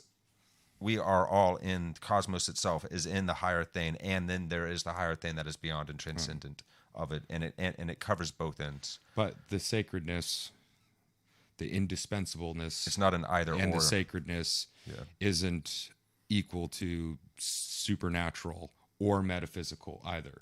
And people have a lot of quandaries with this approach. Well, but it would Peugeot has powerful it arguments. would really help because yes, you can add on to it, but at the baseline, particularly for our atheist friends that don't believe in ghosts and don't believe in the supernatural metaphysical end of things, they think we die and then we rot away, which is a perfectly plausible thing to think. Sure. But there's still something sacred when you go to the Grand Canyon and look upon the edge and have this profound effect that takes you over and Or you see pulls the you stars outside your above the ocean Yes. or in the desert at some high place where you can really see them. And I think Vervaeke has to do it this way because he is trying to approach it through that naturalistic scientific lens. In recent to be able- conversations with Peugeot, he's answering Peugeot's concerns as well. Yeah. And Peugeot's concerns are being understood and appreciated and answered for by Vervaeke. Because the sacred is inexhaustible too, so he's bitten off a lot. There's an ongoing dialogos though right now with so many people. So we're trying to articulate a way that we can be in highest relation with this sense of sacredness together in a way that doesn't alienate one another and further contribute to meaning crisis. So the sacred, or like this definition, the sacred is the inexhaustible source of process, procedure, etc., of the capacity for fittedness, and that's what he's defining. That's a great term. Sacred as Or great definition there. it's not exactly the way he put it, but that was the way. Yes, as the the idea of sacredness as the inexhaustible fount. Yeah. The experience that is always relevant to us, because everything is limitless that we come into contact with. Yes. Everything is combinatorially explosive, has infinite ways that we could interact with and understand it in terms of how it presents or what it is to us. So the process of relevance realization, it's always ongoing, thus endlessly fascinating for us. And there's this deep trans-identification potential with the limitlessness of reality and the sense of self. And we can turn again and again and again to the sense of sacredness in the world and within each breath that we take into our own lungs. Yeah. So he's recognizing here the indispensableness of mythos and religio, and then he starts to draw on the board, and this is where it gets really just real quick. So the sacred, the indispensable sacred, frees, and the way he's coming at this, as it not being supernatural or metaphysical. Yeah. It's freeing us from the two-world mythology, Yes. which I think the issue here with the two-world mythology, I could say, is probably twofold. The first fold that I see is it's naturally pulls us away and separates us from the whole process. To be like, there's this one here, and then there's this one up here, and once we die, we go to this one up here. That's one world. Or there's the spiritual world of spirits and There's the fairies and supernatural, other things, and then there's us here, which it removes us from a portion of the process. So he's developed some steps on how to that he's taking to go about that. And the first one, and we've already been through this, is understanding the machinery of fittedness in a way that's integratable with science. Yes. And these are previous episodes where we're talking about how the machinery of wisdom and meaning making and what virtue is, and a virtual machine and all that stuff that we've gone over. That was his first step.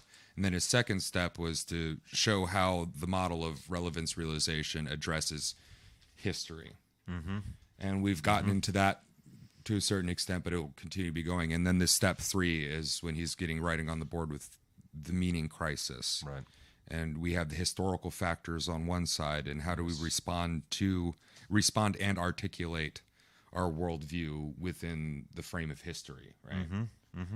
And then on the other side is the perennial problems, which is basically the very machinery of relevance realization, and the growing machinery is also how what the very thing that holds us, or gives us the ability to deceive ourselves and hold ourselves back. Yes, this is the very thing that can drive us into despair. So that's what makes us prone to self-deception and self-destructive. So that's the structural functional meaning making, or the structural functional end of meaning making. It's the structure and the function, the machinery that we use, like parasitic processing, using heuristics that normally work fine, but then are slightly perverted and then become too much. You got bit as a dog. Okay, well, dogs aren't safe. Or mean dogs aren't safe. Well, you know what? Most dogs aren't safe. No, all dogs, and then you get into that cycle and it gets worse. So he...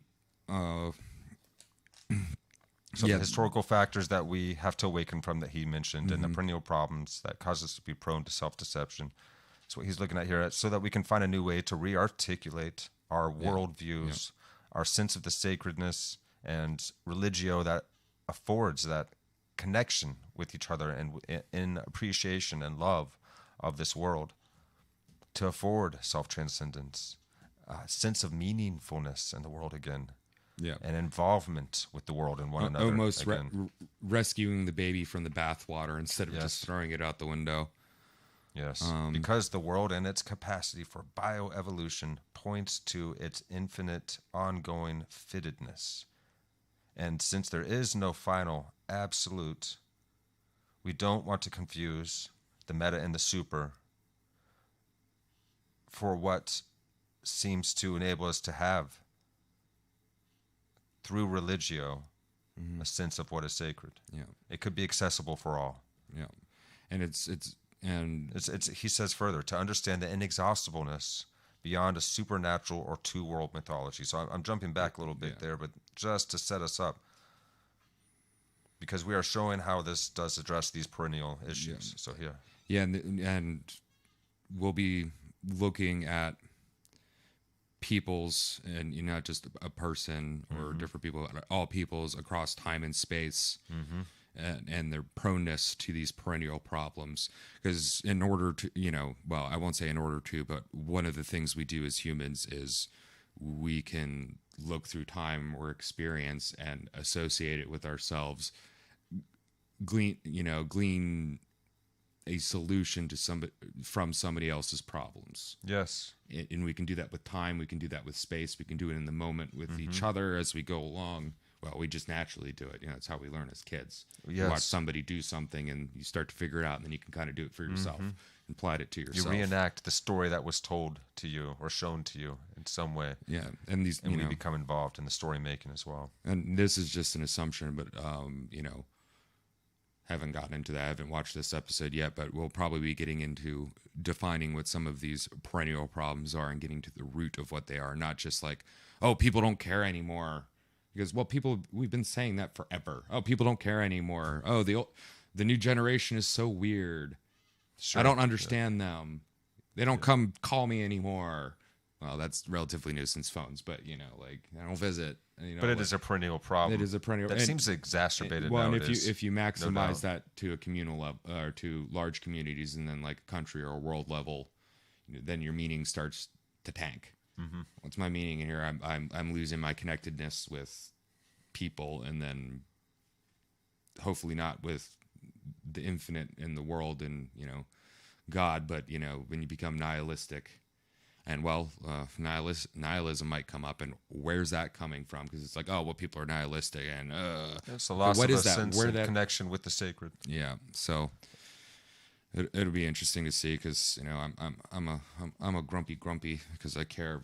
I see these problems cycling, and I'm just like, oh man, this ride was cool, like the first few million times.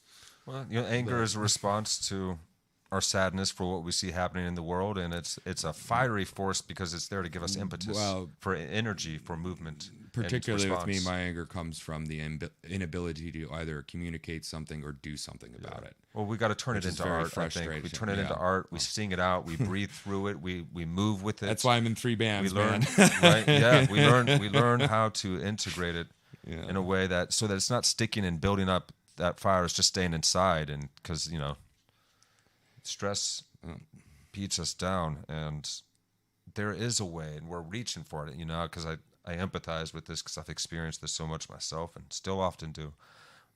But we do have this capacity to surf the tidal waves that we find ourselves thrown into in life. We have a way of being able to actually knock even these curveballs that are thrown at us sometimes out of the park. And how may we flow evermore with life as it's going on, even in the midst of utter turmoil? Can we approach it joyfully and courageously? But not too joyfully, because then people think you're mad, unless you're okay with that. Well, joy when joy's appropriate, and what's that story of with full passion and joy, involvement. Joy is not necessarily happy. That's the other thing. No, it's in classification error here. Yeah, what he gave us that etymology of that word, enjoyment. Yeah, because joy is a deep involvement. I remember that. Yeah. God, I wish. And it a fullness of a sense of fullness. Yeah, that's right. Yeah.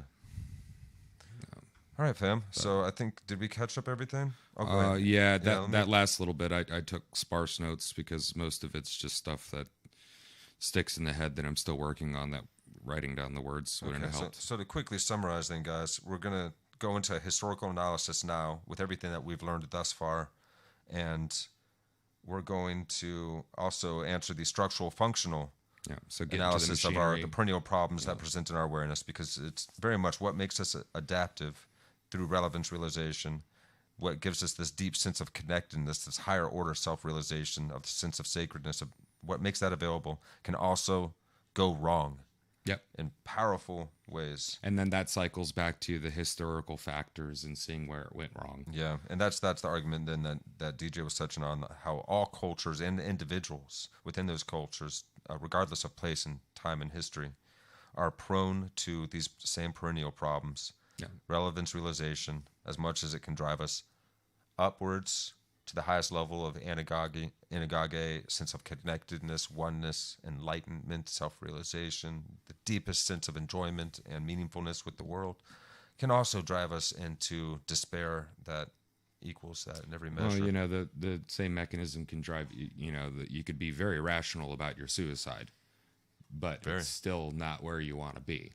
Yeah. You know, even though you can realize the relevance of your place in here and how you're just sucking up oxygen and causing a mess and being useless and just being a burden on everything. It's perfectly rational. But is it true? But there are relevant things. Well, what is relevant and at what point in time? And that's why we have to make sure that we don't get into those parasitic spirals. Because we can self-deceive. We can bullshit ourselves to such and a then degree and then add emotions to it. You know, we're not just Vulcans, emotionless. Oh no, emotions are driving forces within us. So yeah, once you get into emotion spinning up, it's ready to go somewhere. And you know, passion rules reason. You know, you can't be passionate and be reasonable at the same time. You kind of have to. Well, I know some of the best music out there and greatest art has been created during that sense of feeling like almost ready to leave the world because when it's so overwhelmed or burdened. Oh sure, you know. Yeah, well, it can be turned into something beautiful.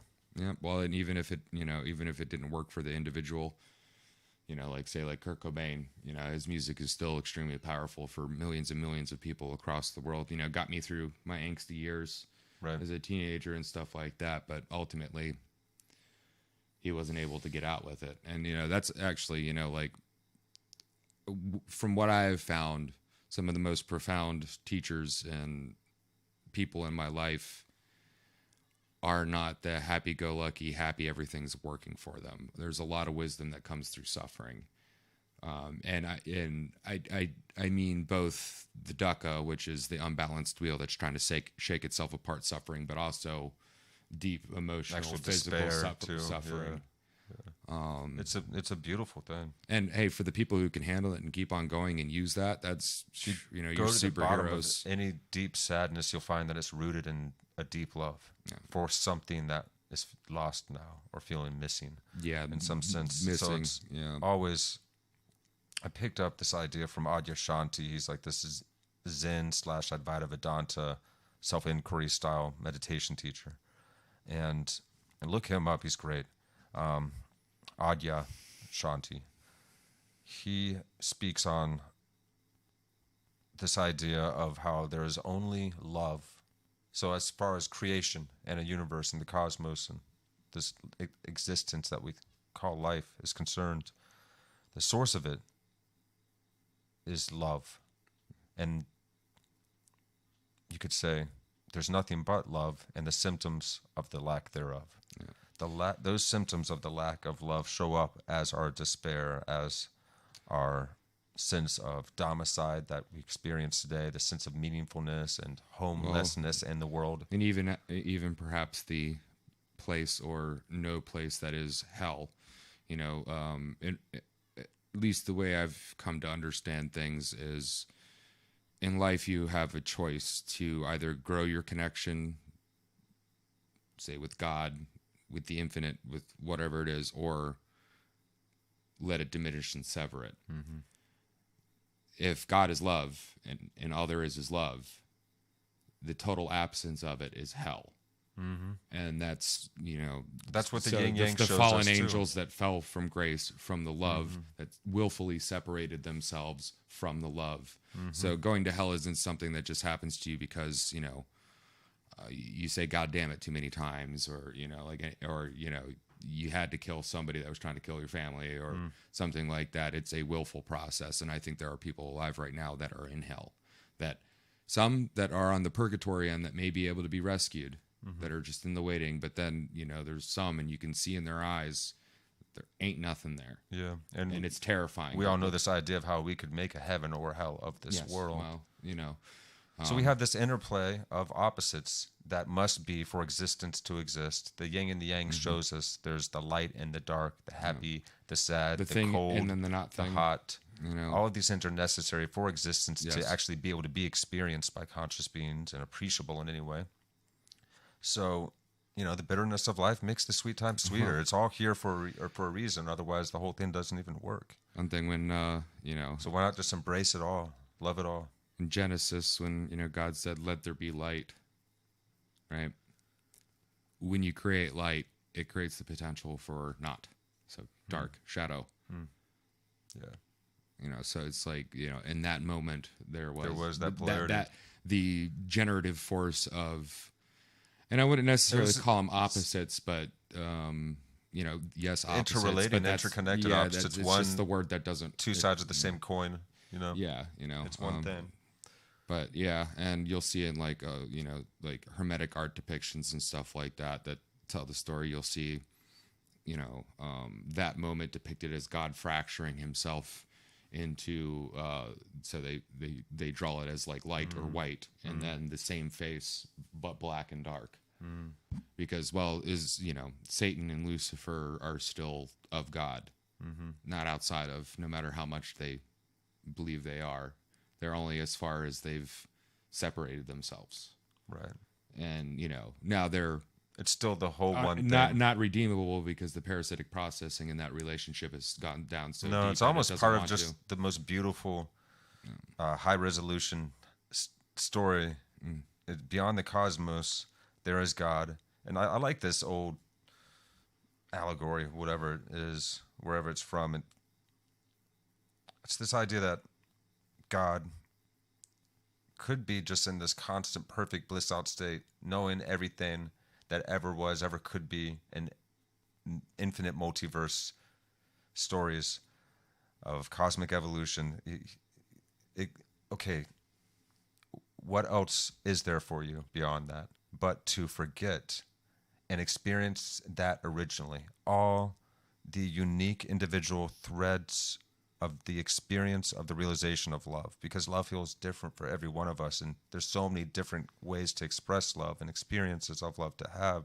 So the only way to know itself again and So you saying to experience something beyond you its saying God's infiniteness doing the is same thing we're doing is trying to know itself better by Yeah. going through the process. Yeah. Huh. Yeah, there's Hey, the there's a Russian little dolls bit- again. Yeah, and a little bit more connection with the everything opposed to God's trying love to put is a box perfected around in it. us. And now, mind you, I'm not being blasphemous in saying that I'm not bringing God down to my level at all. It's just more of like maybe that knowing thyself thing is really what makes us special. And that's what we're working towards. And the reason why it is so special, because it is the very thing that God is doing in this universe, is Through every knowing one of us. itself. Yes. It's through participatory experience. Yes. Original, Yeah. authentic, Yeah, right. participatory experience. Yeah. Yeah. Yeah. So that was a tangent, but That was a fun one, though. Yeah. All right, I guys, could keep going with all that. Yeah. Out and in and in and out and in and out. And I could too, man. I could too. Well, I'm sure we'll have plenty of that after this series too. yeah. Whenever we get together and we do these things, we'll be diving deep like this, guys. Deep divers. Oh, what's the guy that does that show? He always calls everyone deep divers. What's up, deep divers? Oh man, he like does music, DJ. If anyone knows the dude, drop it in the comments. I'm not cultured. Infinite Waters is the name of his channel on YouTube. Cool guy. All right, let's jump back in, guys. This is episode 36 of Awakening from the Meaning Crisis. If you guys are enjoying, make sure to like and subscribe, Mr. John Vervaeke, and check out everything that's going on in his channel. There's so much that comes after that actionable hope, not just fun stuff to believe in, but things we can actually do following this journey through awakening, this awakening series that he's presented here for us. There is examples of dialogos ongoing and further applications that we may provide to solving the meaning crisis and the meta crisis that stems from that root. Yeah, we are deep in it now. I'm at 2710. Copy that. All right. So we're back to it right about here. These are perennial. because they are inherent in our machinery. Now, cultures and individuals, communities at multiple scales, what people have developed is they have developed sets of psychotechnologies, ecologies of practices that help alleviate the suffering of these perennial problems. So, for example, in India, you have the rise of Buddhism, right, as a set of psychotechnologies for dealing with dukkha, etc., dealing with modal confusion. This is broadly, we have practices for cultivating wisdom, right, and pursuing enlightenment or salvation.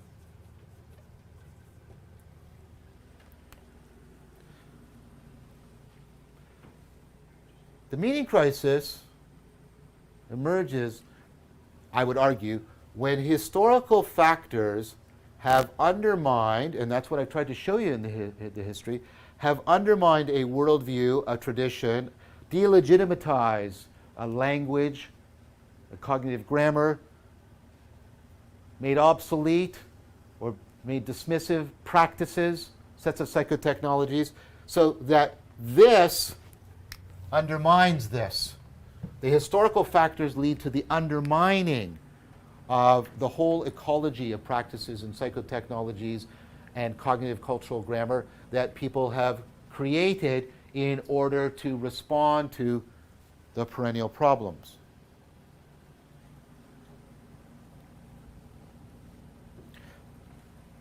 So, we need to do two things. And now it's where we're going to start drawing the historical and the scientific together.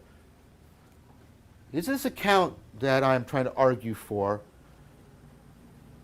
relevance realization as our meaning-making machinery, and for understanding sacredness in terms of religio, a higher order form of relevance realization? Can I also use that machinery to give, and I've tried to suggest how this is possible, to give a response to the historical factors? I'm going to try and do that in terms of what's called, right, third generation or 4E cognitive science, and I'm already doing that, and I'm already been exemplifying it to you throughout this course. But right now, I want to do something else. I want to take all this machinery of relevance realization and religio and sacredness, and I want to use it to talk about how we can address the perennial problems. I want to do something that's at the core of a cognitive scientific project. This sounds pretentious and maybe hubristic, and I hope it's not. I want to reverse engineer enlightenment. I want to understand what the perennial problems are, and using this machinery, what are the practices, what are the processes we can use in order to address the perennial problems. In fact, that's what I'm going to take enlightenment to mean. Enlightenment is the set of practices that ameliorate the perennial problems and alleviate us from the distress and the suffering that they inflict upon us.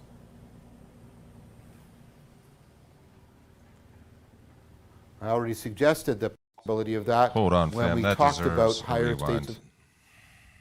I could not finish my notes on that, and that was such a powerful point. Where are you at? I'm just going back 20 seconds here. Give him 25. Check this. Going to take enlightenment to mean. Enlightenment is the set of practices that ameliorate the perennial problems and alleviate us from the distress and the suffering that they inflict upon us.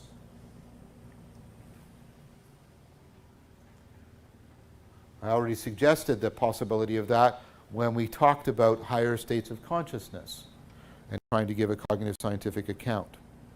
But now I want to take that deeper. Because to awaken from the meaning crisis is not just to have a theory. It is not even to have a good scientific, historical theory. It is to have an understanding that helps afford and facilitate the process of transformation that we need to undergo in order to awaken from the meaning crisis. I have failed if what I'm doing will not ultimately lead to ways in which you, in your life, can respond to how the perennial problems might be gnawing away at the fabric of meaning in your life.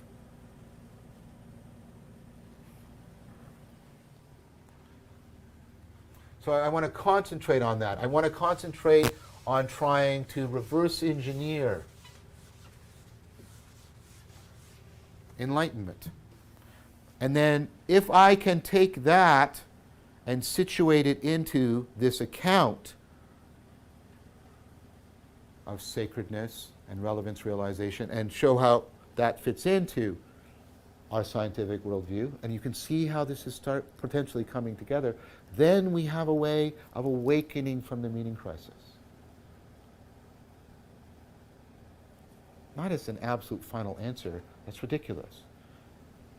But it's a way of maybe getting the process of awakening from the meaning crisis started.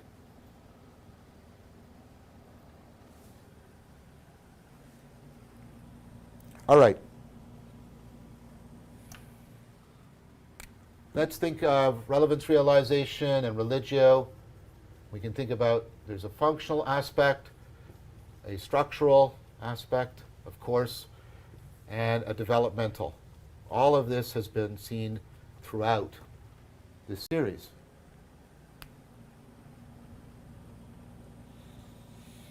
Of course, the functional aspect is ultimately the relevance realization. There's sort of three central features, the way which it's self-organizing, right? And then there's aspects of self-identification and self-reflection.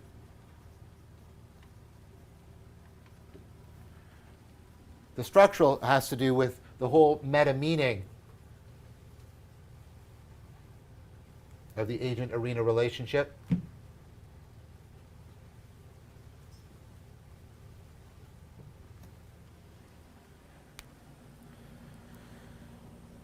The developmental, right, I'll come back to because I need to unpack these more before I can talk more about that. But we've already seen how intrinsically developmental relevance realization and religio are. Okay, the self-organizing aspect, how can that go awry? Well, I've already made, I think, a very good case for that for you. That's parasitic processing.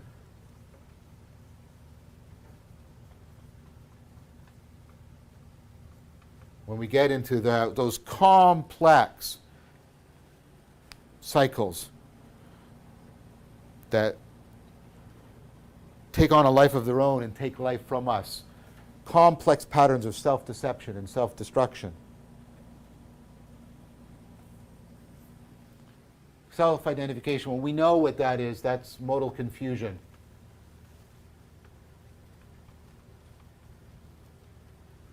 Right?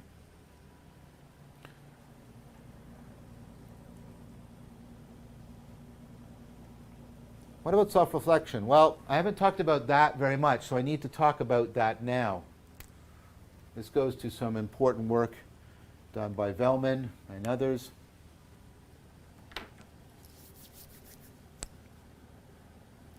So we have to go back again to the work of Harry Frankfurt and Frankfurt's notion of a wanton. A wanton is a being who acts in a wanton fashion that acts completely impulsively. And so the idea is if I just act completely impulsively, I'll actually lose my agency because my impulses are often in conflict with each other. They undermine each other. Think about Plato and the inner conflict, right? So what I need to do is I need to step back and reflect in order to try and get a coordination and integration. And reflection actually helps reduce my wantonness. See, when I'm enmeshed in a perspective, here's a particular perspective, right? I am enmeshed in its salience landscape, how it's making me care, how it's motivating and arousing me. So when I'm thirsty, right? When I'm thirsty, I'm seeing the world thirstily, right? So things having to do with water and although become salient, I'm drawn in, right? That's to see the world thirstily. But I can do a transparency opacity shift.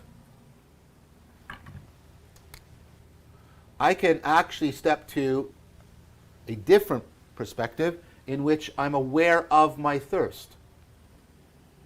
Now I'm not, this perspective is not thirsty. This is thirsty, but this perspective, for example, is curious. Oh, that's what thirst is like. Now, my motivational machinery is not driven just by thirst, it is driven by perhaps curiosity. And what happens is I start to gain some relief from the compulsion of immediacy and urgency of my thirst. I'm using thirst, by the way, because that's also a metaphor in Buddhism for craving. Right? So, if you're at the bottom and if you don't do any self-transcendence, you are awash in impulsiveness and self-destructive wantonness. And as I start to move up, away, as I self-transcend, I start to regain agency. But as you may expect, you can't simply maximize this. And this is Vellman's point. It's an excellent point.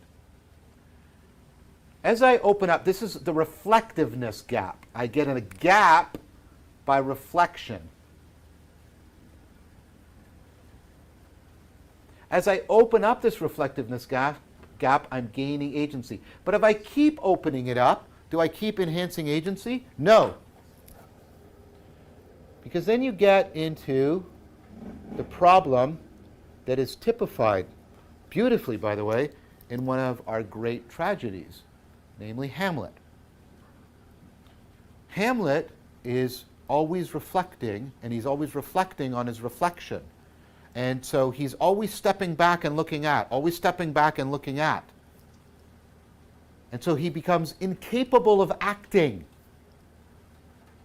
His tremendous, because he is gifted, right? His tremendous powers of reflection and self-transcendence are actually making him incapable of acting. As Vellman says, he becomes disconnected from the motivational machinery of interacting with the world. He loses agency. See, as I open, here's agency.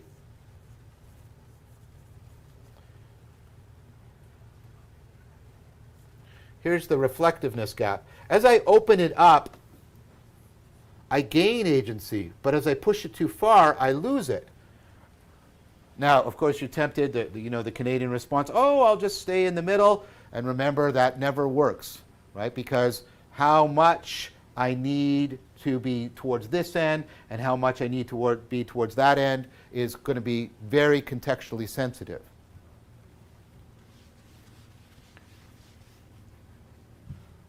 Right? The problem with this is, how do I optimize this? How do I get the involvement, the immersion of the wanton? How do I get the flexibility, the self-correcting capacity of Hamlet? How do I get them together? How do I optimize them together? So this is the problem of the reflectiveness gap. But of course, the fact that it's an optimization problem tells you that it's immediately enmeshed with relevance realization. Because another trade-off remember there's trade-offs we saw between exploring and exploiting. There is trade-offs between generalizing and specializing. Another trade-off is you're constantly trading between, right, stepping back and looking at your cognition to monitor it, and stepping through and being involved with intervening in the world. And there's a trade-off relationship between them. It's also part of relevance realization.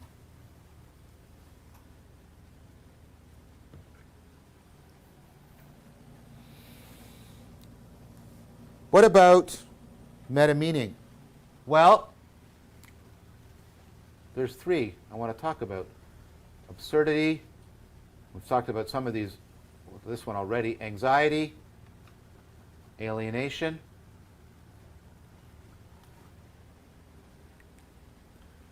all of these, of course, show up in domicide, because domicide is the loss of the agent-arena relationship. So, alienation, of course, is when, right, the connectedness between you and other people is lost. Absurdity is when the connectedness between you and the world is lost. And absurdity can be pushed into, of course, horror. When you're finding a particular mystery, when you're finding a particular absurdity deeply mysterious, so it's drawing you in, right, and such that your ability to make sense and get a grip on the world is being deeply thwarted, that's horror. And of course, anxiety, right? Remember, it's not the same as fear. Anxiety is ultimately when you are disconnected from yourself in an important way.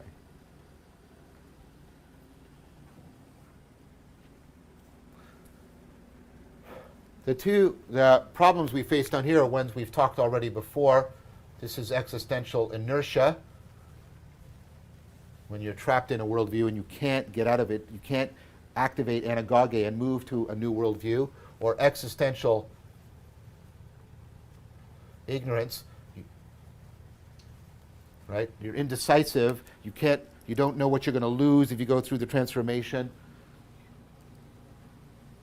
You don't know what you're going to miss if you don't, right? This is existential entrapment.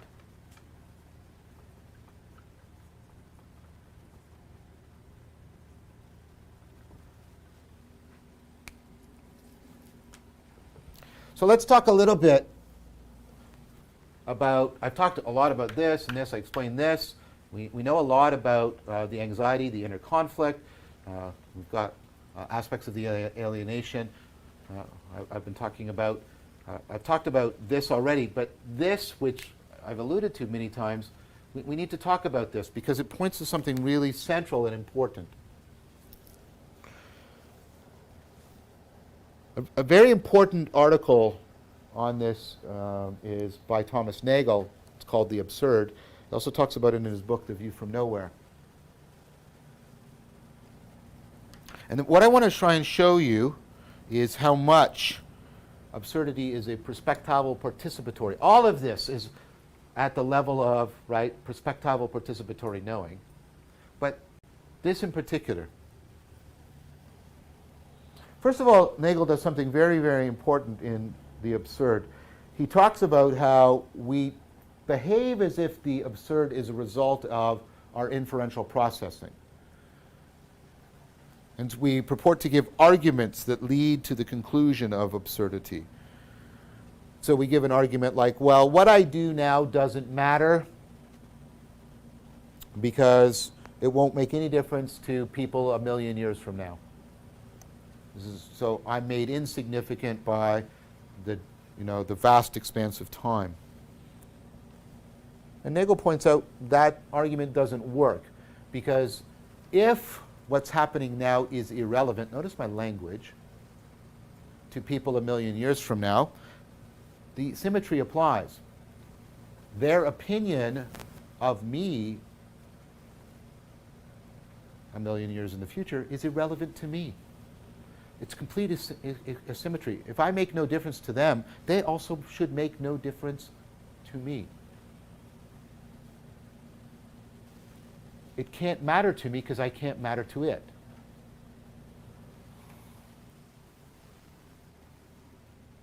Well, what people are pointing to is, they They're so small, they're so brief. Well, Nagel says, well, if you existed for millions and millions of years, would that make your life more meaningful? In fact, isn't it the very real possibility that existing for a very long period of time would make your life absolutely absurd?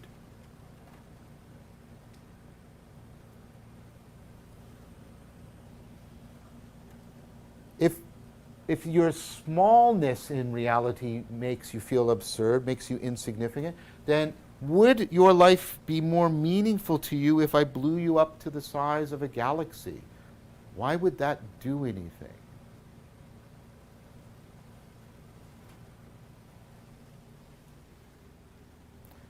And as Wolf has argued in her book, Meaning in Life, Why It Matters, this sense of being bigger is actually a metaphor for being connected to something larger than oneself. And that's ultimately a metaphor for being connected to something that has a value independent of my valuing of it. And we're going to come back to that because that's at the core of sacredness. Because there's a problem sort of for all of these.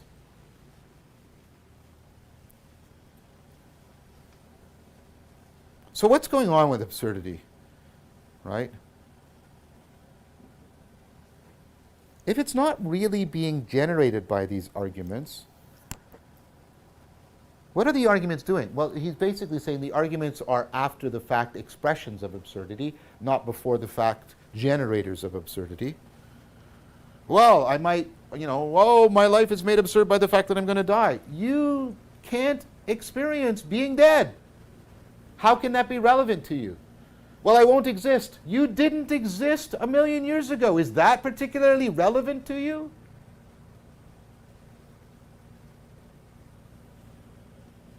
Now, notice what I'm doing. I'm not trivializing your experience. I'm trying to say that the arguments aren't generating it because the arguments are ultimately invalid. So, let's drop out of propositional knowing. And don't we know that that's right? We've had this whole argument that relevance realization, the meaning-making processes are below the propositional level, below the level of our inferences and our beliefs. It's at the level of procedural and ultimately perspectival and participatory knowing.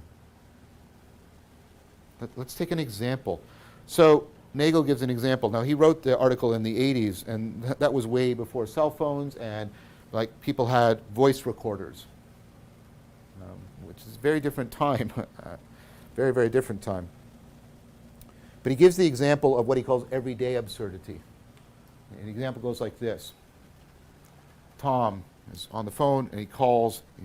He's been all day just, I got to do this, I'm going to call Susan, I'm going to tell her that I love her, I've got to do it, I've been working on this all day, working himself up, and it could ruin, we got a friendship, but I might be losing a friendship, but I might be gaining a lover, and all this is happening, right? Right? So, he picks up, calls Susan, dials, he hears her. He hears the phone get picked up, click, and he goes, Susan, don't say anything at all. Before you can say anything, I have to tell you, I love you, Susan. And then he hears, Susan is not here right now. Please leave a message at the tone. Beep. And it's kind of funny, and it's kind of sad at the same time. And humor can overlap with absurdity. In fact, you can get a lot of humor by playing with absurdity. Monty Python, those guys, that troupe was talented in that. Because what's going on in humor points to what's going on in absurdity. What's happening is a clash of perspectives. We have Tom's perspective, and from within his perspective, his action is deeply meaningful. But the machine gives us the perspective, right, an impersonal, mechanical perspective in which his actions make no sense. They have no meaning.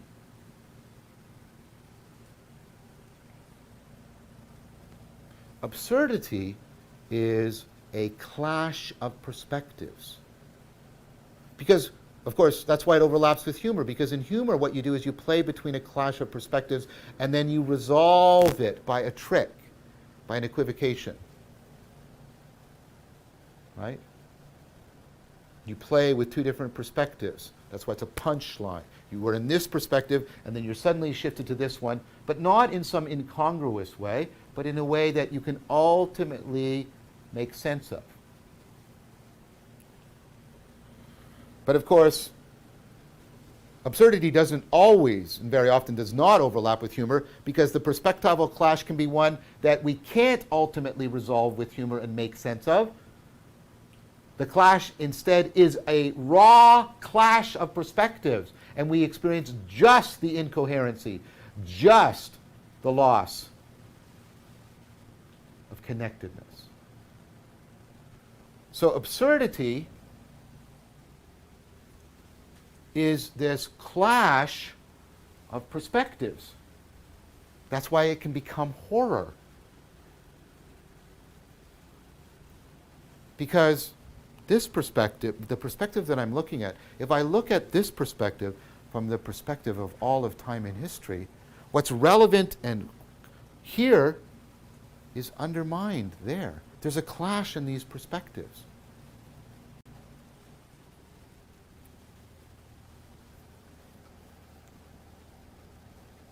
So,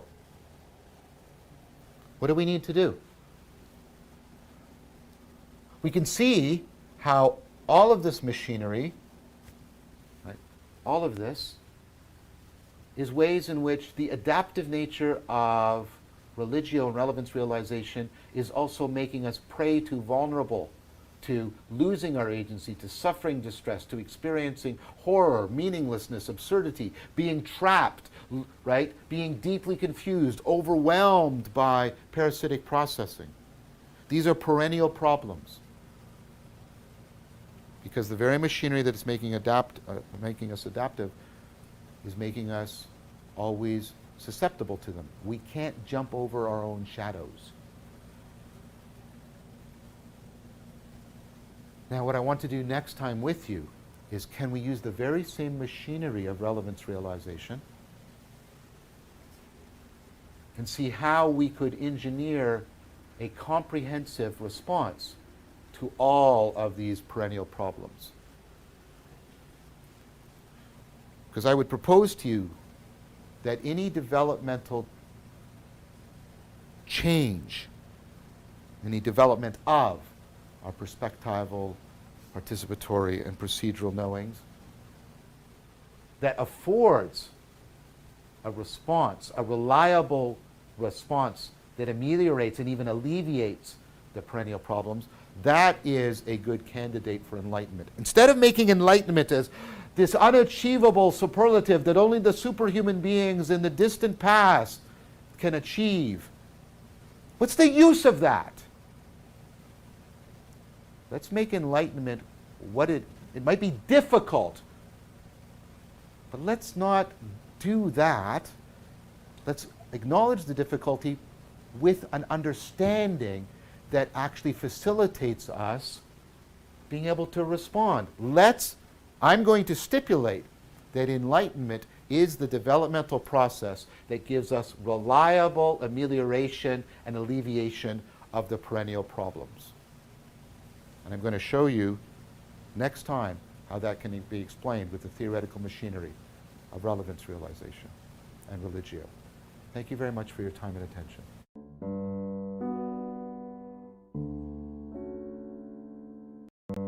Meow, meow, meow, meow, meow, meow, meow, meow, meow. Rough, rough, rough. Rough, rough, rough. Rough, rough, rough, rough. All right, fam. That was maybe my favorite episode yet. That was cool. He's really bringing everything together now. In fact, he drew it up all on the board for us. That was cool, man. We just saw 36 episodes come together in one moment. So to deal with these perennial problems, we've created systems of wisdom cultivation, which are undermined by historical factors Yes. that shake up our worldview. I'm trying to find where we were there precisely. And the ideas with, relevance realization, religio, and sacredness, we can address these perennial problems and, well, redevelop and rediscover wisdom cultivation practices. Yes, that says it really well in a nutshell. There's so many historical factors undermining our cognitive, cultural grammar, our wisdom traditions that we've developed. That these processes and ways and stories that people have created to address these perennial problems. Yet they've all failed us thus far because, not that they weren't worthy or worthwhile or are still useful, but because they are unknown to one another. So here we are. Yep. So yeah, Vervaeke lays out this idea of the relevant realization. That's where you were at, meaning-making capacity, the experience of sacredness, religio itself, this higher order relevance realization, has a dark side to it. Yeah. So what can we use? Yeah. What do we need to? What do we need? What do we need to do to fix the meaning crisis? Yeah. How can we turn our relevance realization in a more useful direction? Yeah. So can we use this relevance realization machinery to give a response to the historical factors? To help solve the perennial problems, address the meaning crisis. And reverse engineer enlightenment, yes. to understand what the perennial problems are that all of these different enlightenment traditions were addressing. So let's actually make lists of these perennial problems that we see ourselves being faced with. So we recognize many of them ongoing right now in our current times, the sense of great domicide that can be experienced when a culture becomes lost to itself. Yeah, and then understanding how the historical factors have affected and in good ways and bad ways, whether it's undermining or uplifting wisdom cultivation, because it's not all to bad understand or how good. it works, to understand the territory that we're in, the environment that we're in. And yet again, somehow rescue the baby with the bathwater. Yeah, because we from the do bath notice water. that this thing that we're using the word enlightenment for, it encompasses a set of practices that help ameliorate these perennial problems. So to awaken is not just to awaken from the crisis here. It's not just to have a theory, but to have an understanding of what we need to awaken from. So we're not looking for an absolute final answer, but as a way forward. And then this is where he starts getting on the board, and he lays out, going a little deeper for relevance realization and religio and the issues within them. So you have the functional end, which is we have functional, structural, and developmental branches that we're going to be looking at. So coming from functional, relevance so the realization. functional end is the self-organizing, self-identification, and self-reflection. And each one of those have a part where it goes bad, it goes awry. So this is where relevance realization capacities go bad. Yeah. So turn into parasitic processing. Yeah. Well, so can cause modal confusion. Organization. Yes. Organizing its problem is the parasitic processing. And then then the self-reflection, self-identification is modal confusion. The being mode versus the having mode. That's right. And then the reflection end leaves us incapable of acting because so what he calls the reflectiveness gap, and we're gonna go a lot deeper into this, but there's a term that a lot of people use, particularly when you're you build stuff or design stuff. It's called analysis paralysis. You're reflecting too much and then you just can't because you're reflecting on the reflection on the reflection. It's like, man, analysis paralysis is it, man. Yeah. That's it. So we need to reflect in order to be able to relate and enhance our sense of connectedness with the world. But we can be in this mode of having modal confusion where we're seeing the world thirstfully, and this is a Buddhist metaphor for we have this sense of urgency of our cravings, things that we crave and want in this material realm. And we're learning here how we can switch perspective. We can have a perspective shift and become curious about our thirst and gain relief from the urgency of our cravings. Be curious about it. But if you don't shift, you become impulsive and yes, awash in impulsiveness. It's self-wantedness. Self-wantedness. Wantonness. This constant wantingness. And so this going wrong, he is explaining the reflectiveness gap.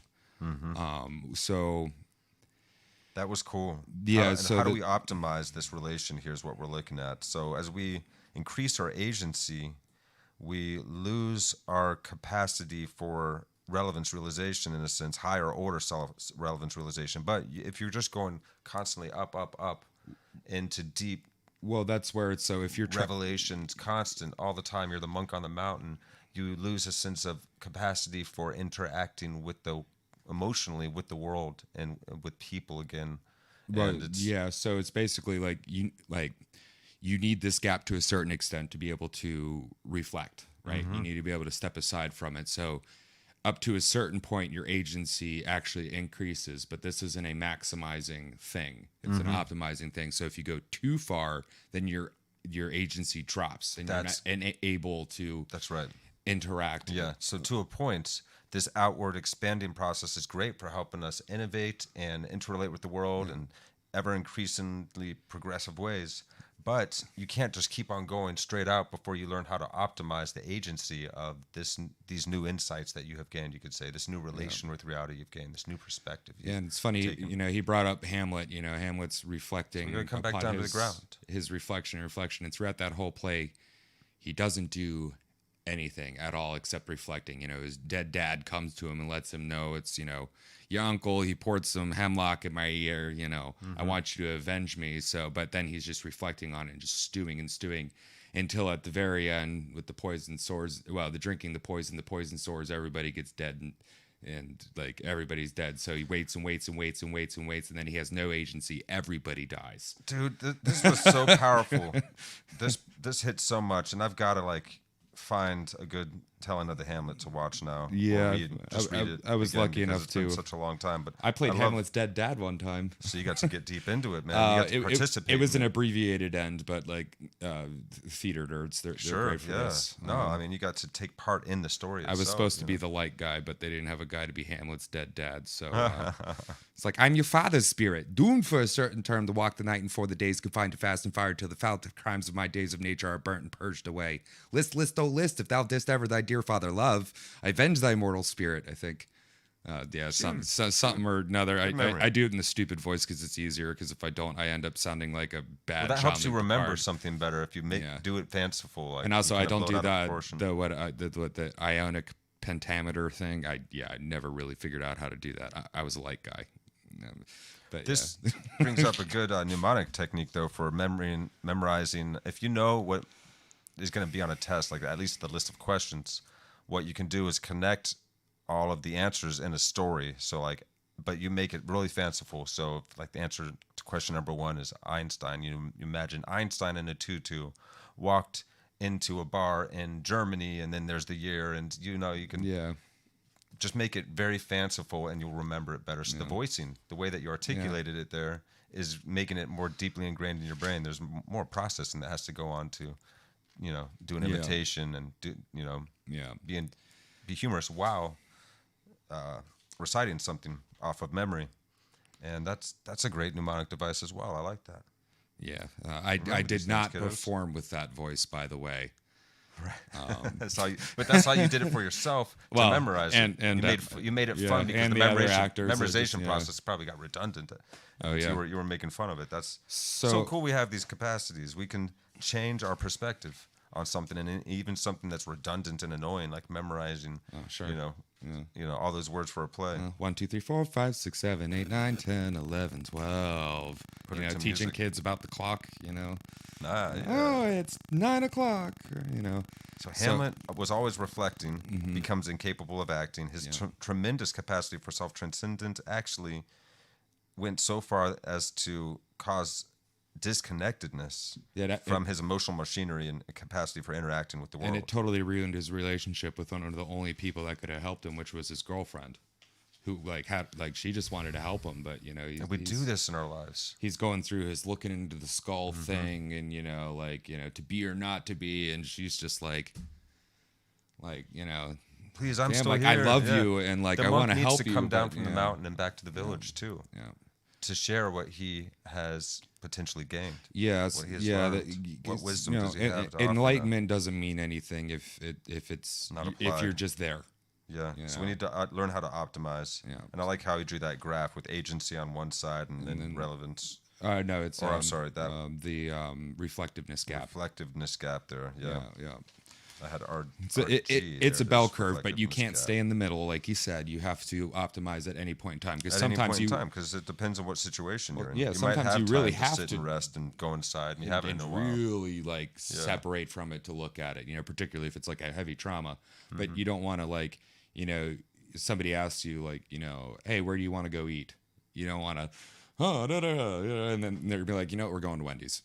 You've lost all your agency in this. We're going to Wendy's. Yeah. Analysis paralysis. Yeah. But so we get into the structural end, which the two main categories in the structural end is meta meaning and agent arena. So within the meta meaning, you have absurdity, anxiety, and alienation. Yes. The absurd removes you from your relationship with reality. Alienation removes yourself from your relationship with other people, or is the removal of your relationship with other people. And anxiety is that You and yourself. Yeah, you and yourself losing yourself. Yeah. Your sense of relation with yourself and deep understanding connectedness. So, absurdity is you and the world. Alienation is you and others. The sense of disconnection from. It's all a loss of connectedness that we're experiencing. Yeah, and then anxiety is you and others.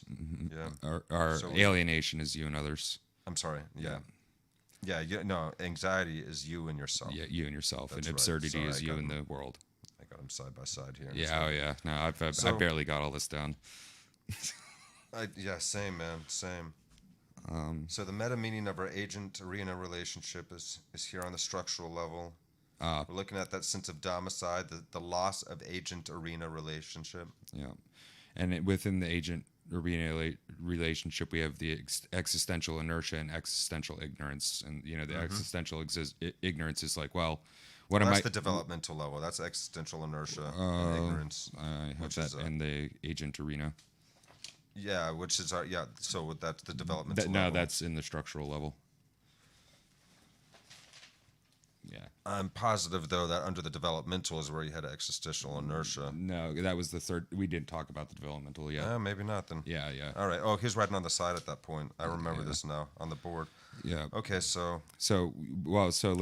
that makes sense because you have the inertia, existential inertia, and the existential ignorance, which leads to the sense of existential and that's within your ancient arena. So and that is the domicile. That's the loss of agent arena. Yeah. Yeah, and there we are. So your existential ignorance is like the fear of missing out. Like what happens if I don't do this? And the existential inertia is the what happens if I do this, or I've done this, or and the combination of the two is existential entrapment. You become trapped. That's great. That's so great. You're stuck between damned if you do, damned if you don't. But I don't know what it's like not to. So what am I missing there? Yeah. So What a am I going quandary. to? No, man. And we face this constantly in life, in sometimes magnified ways.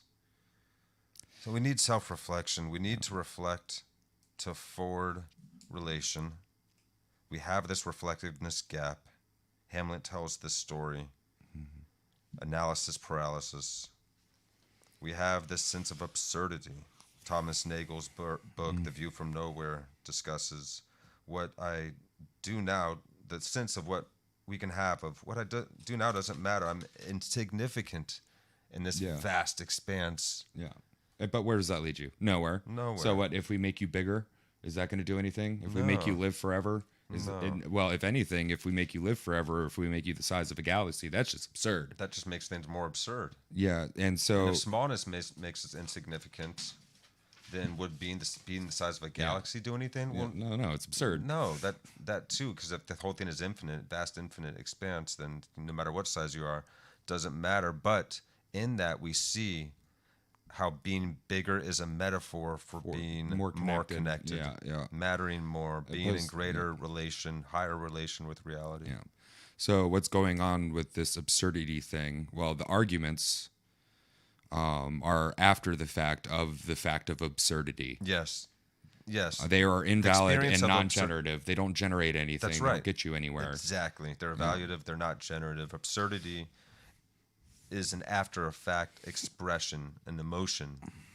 And if just because we can't know death doesn't mean that death is meaningless or meaningful. But we can make it as such to ourselves as like this horrible thing and not want to die. Yeah. But we wouldn't don't that even suck? know.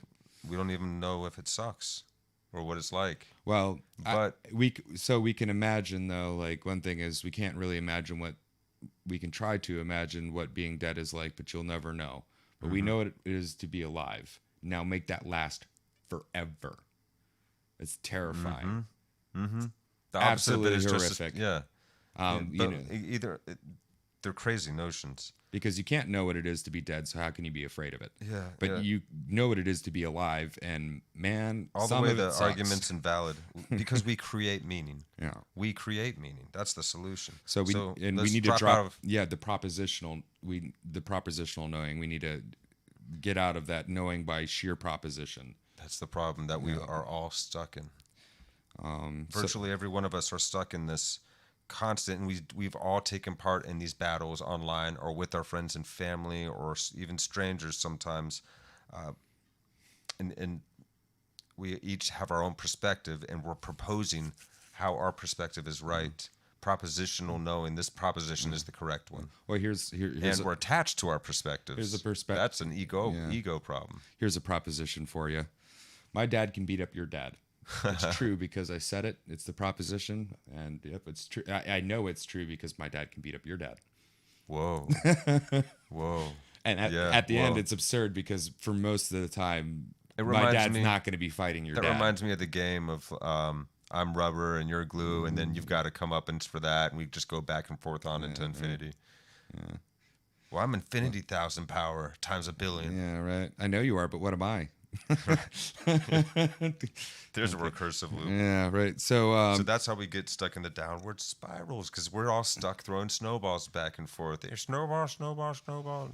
And Nagel gave us an example in his book, Everyday Absurdity. And I'm going to tell the tale a little bit. So, yeah. this guy, Tom, he's freaking out about calling Sue and expressing his love and all this stuff. And he's agonizing and agonizing and agonizing. And he finally, gets up the gumption to call her.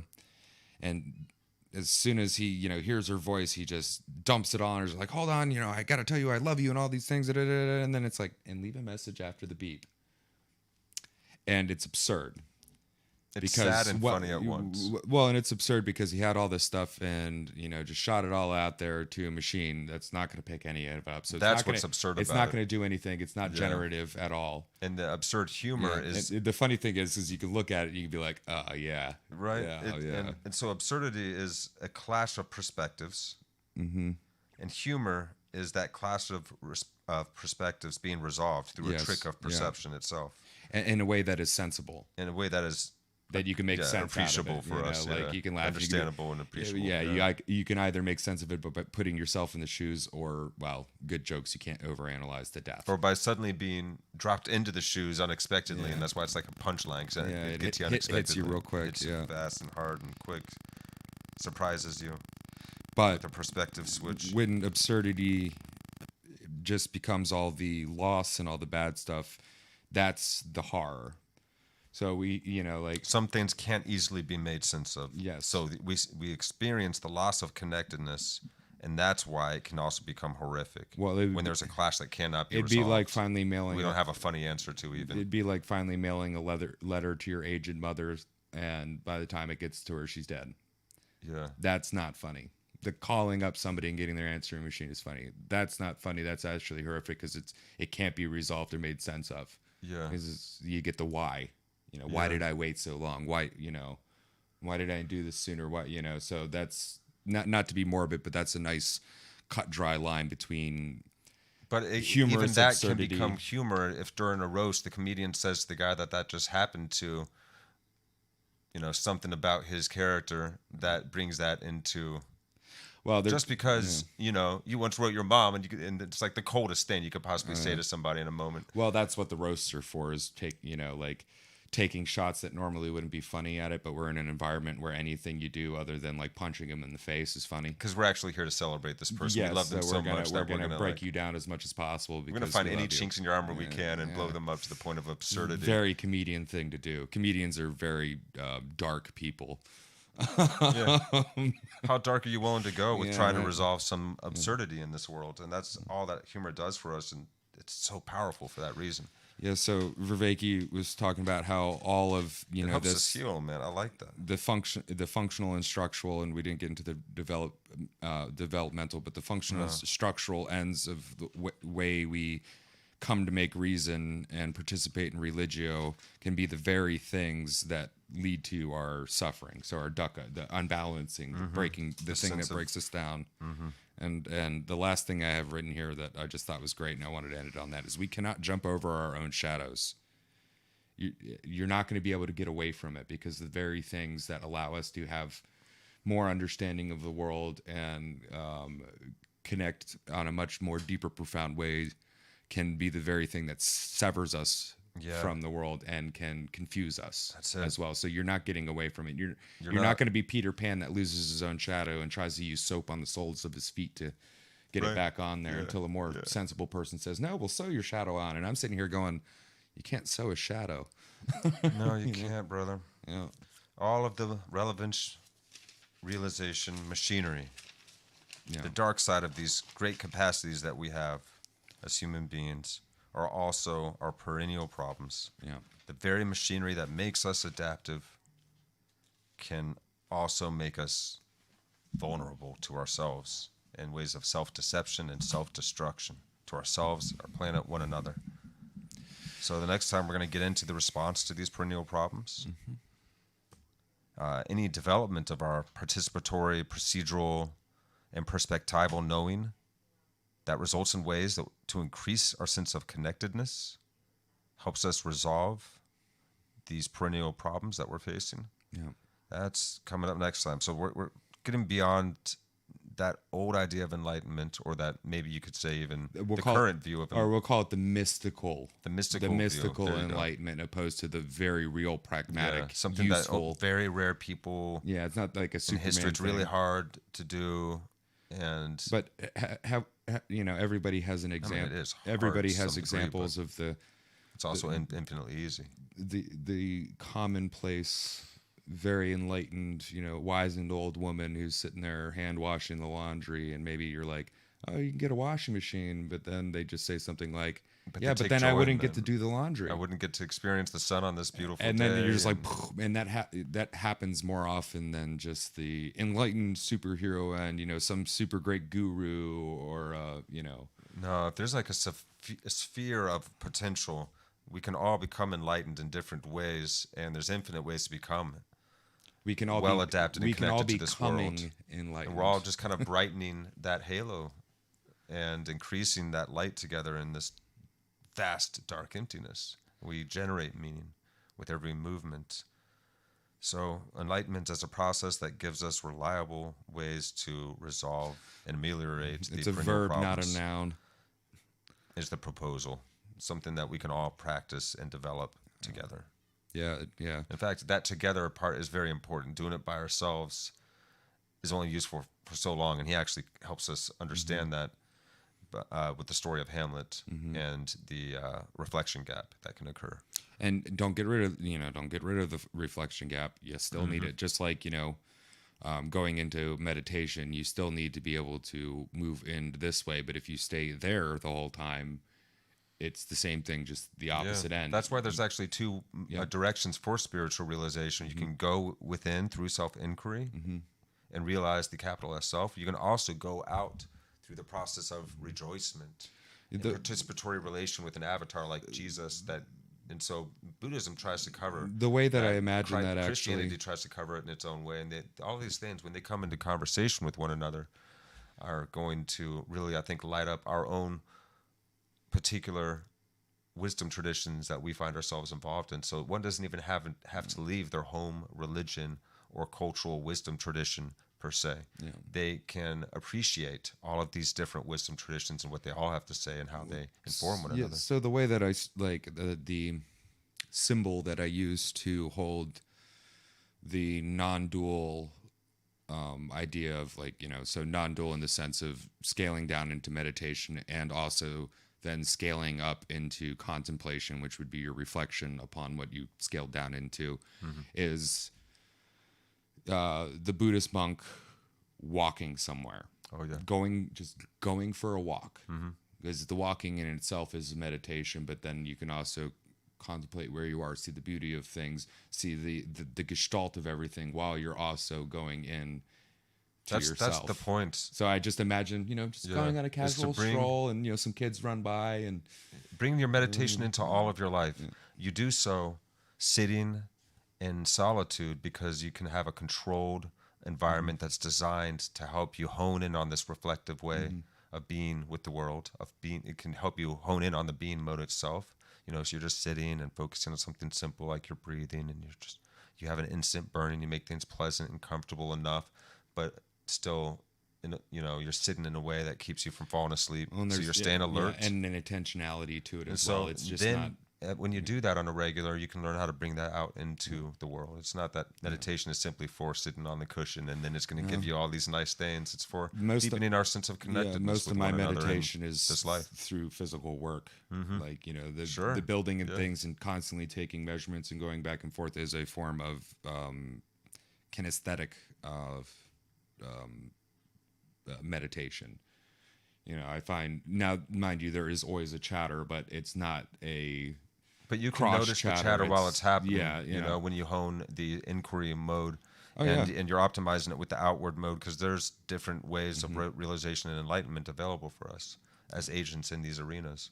Yeah. But we can go so far out into just transcending higher and higher transcendent levels of understanding of that arena without perfecting the aptitude of our agent in that arena along the way. And that's why it becomes useful to a point, and it's excellent for us all to practice self-transcendence. Don't leave the agent behind. Don't stay on the mountain after you achieve some high level of enlightenment, and bring it back to the family and the village. And then when you need to go back onto the mountain, go back onto the mountain. And we can do all of this together. We can build a temple on that mountain and do it together. And then when we do it communally, we find that it really increases the survival rate of our communities. That's at least what we've known so far in history. So that's what we're going to be doing in these upcoming episodes, is looking at and doing a historical analysis and that structural, functional. What's the other side of that analysis? Structural, functional organization of relevance realization. Perennial, we're going to look at the historical factors and the perennial problems. Yeah. So basically the double-edged sword effects, that we have relevance realization, and then we also have this high level capacity for self-deception, because we can make the wrong things relevant to ourselves. Sure, we do it all the time. Wrong as in if you're looking for the highest level of enjoyment of this experience and relation with the world and those around you. Well, ultimately, if that's not your goal. If you want to go completely base or animal on it, the propagation of your genes. Or the propagation of the species, or evolution for itself, for its own sake. It's creation for creation's sake is what seems to be happening. Yep. Somehow. That is happening. A universe seems to universe self-aware conscious beings.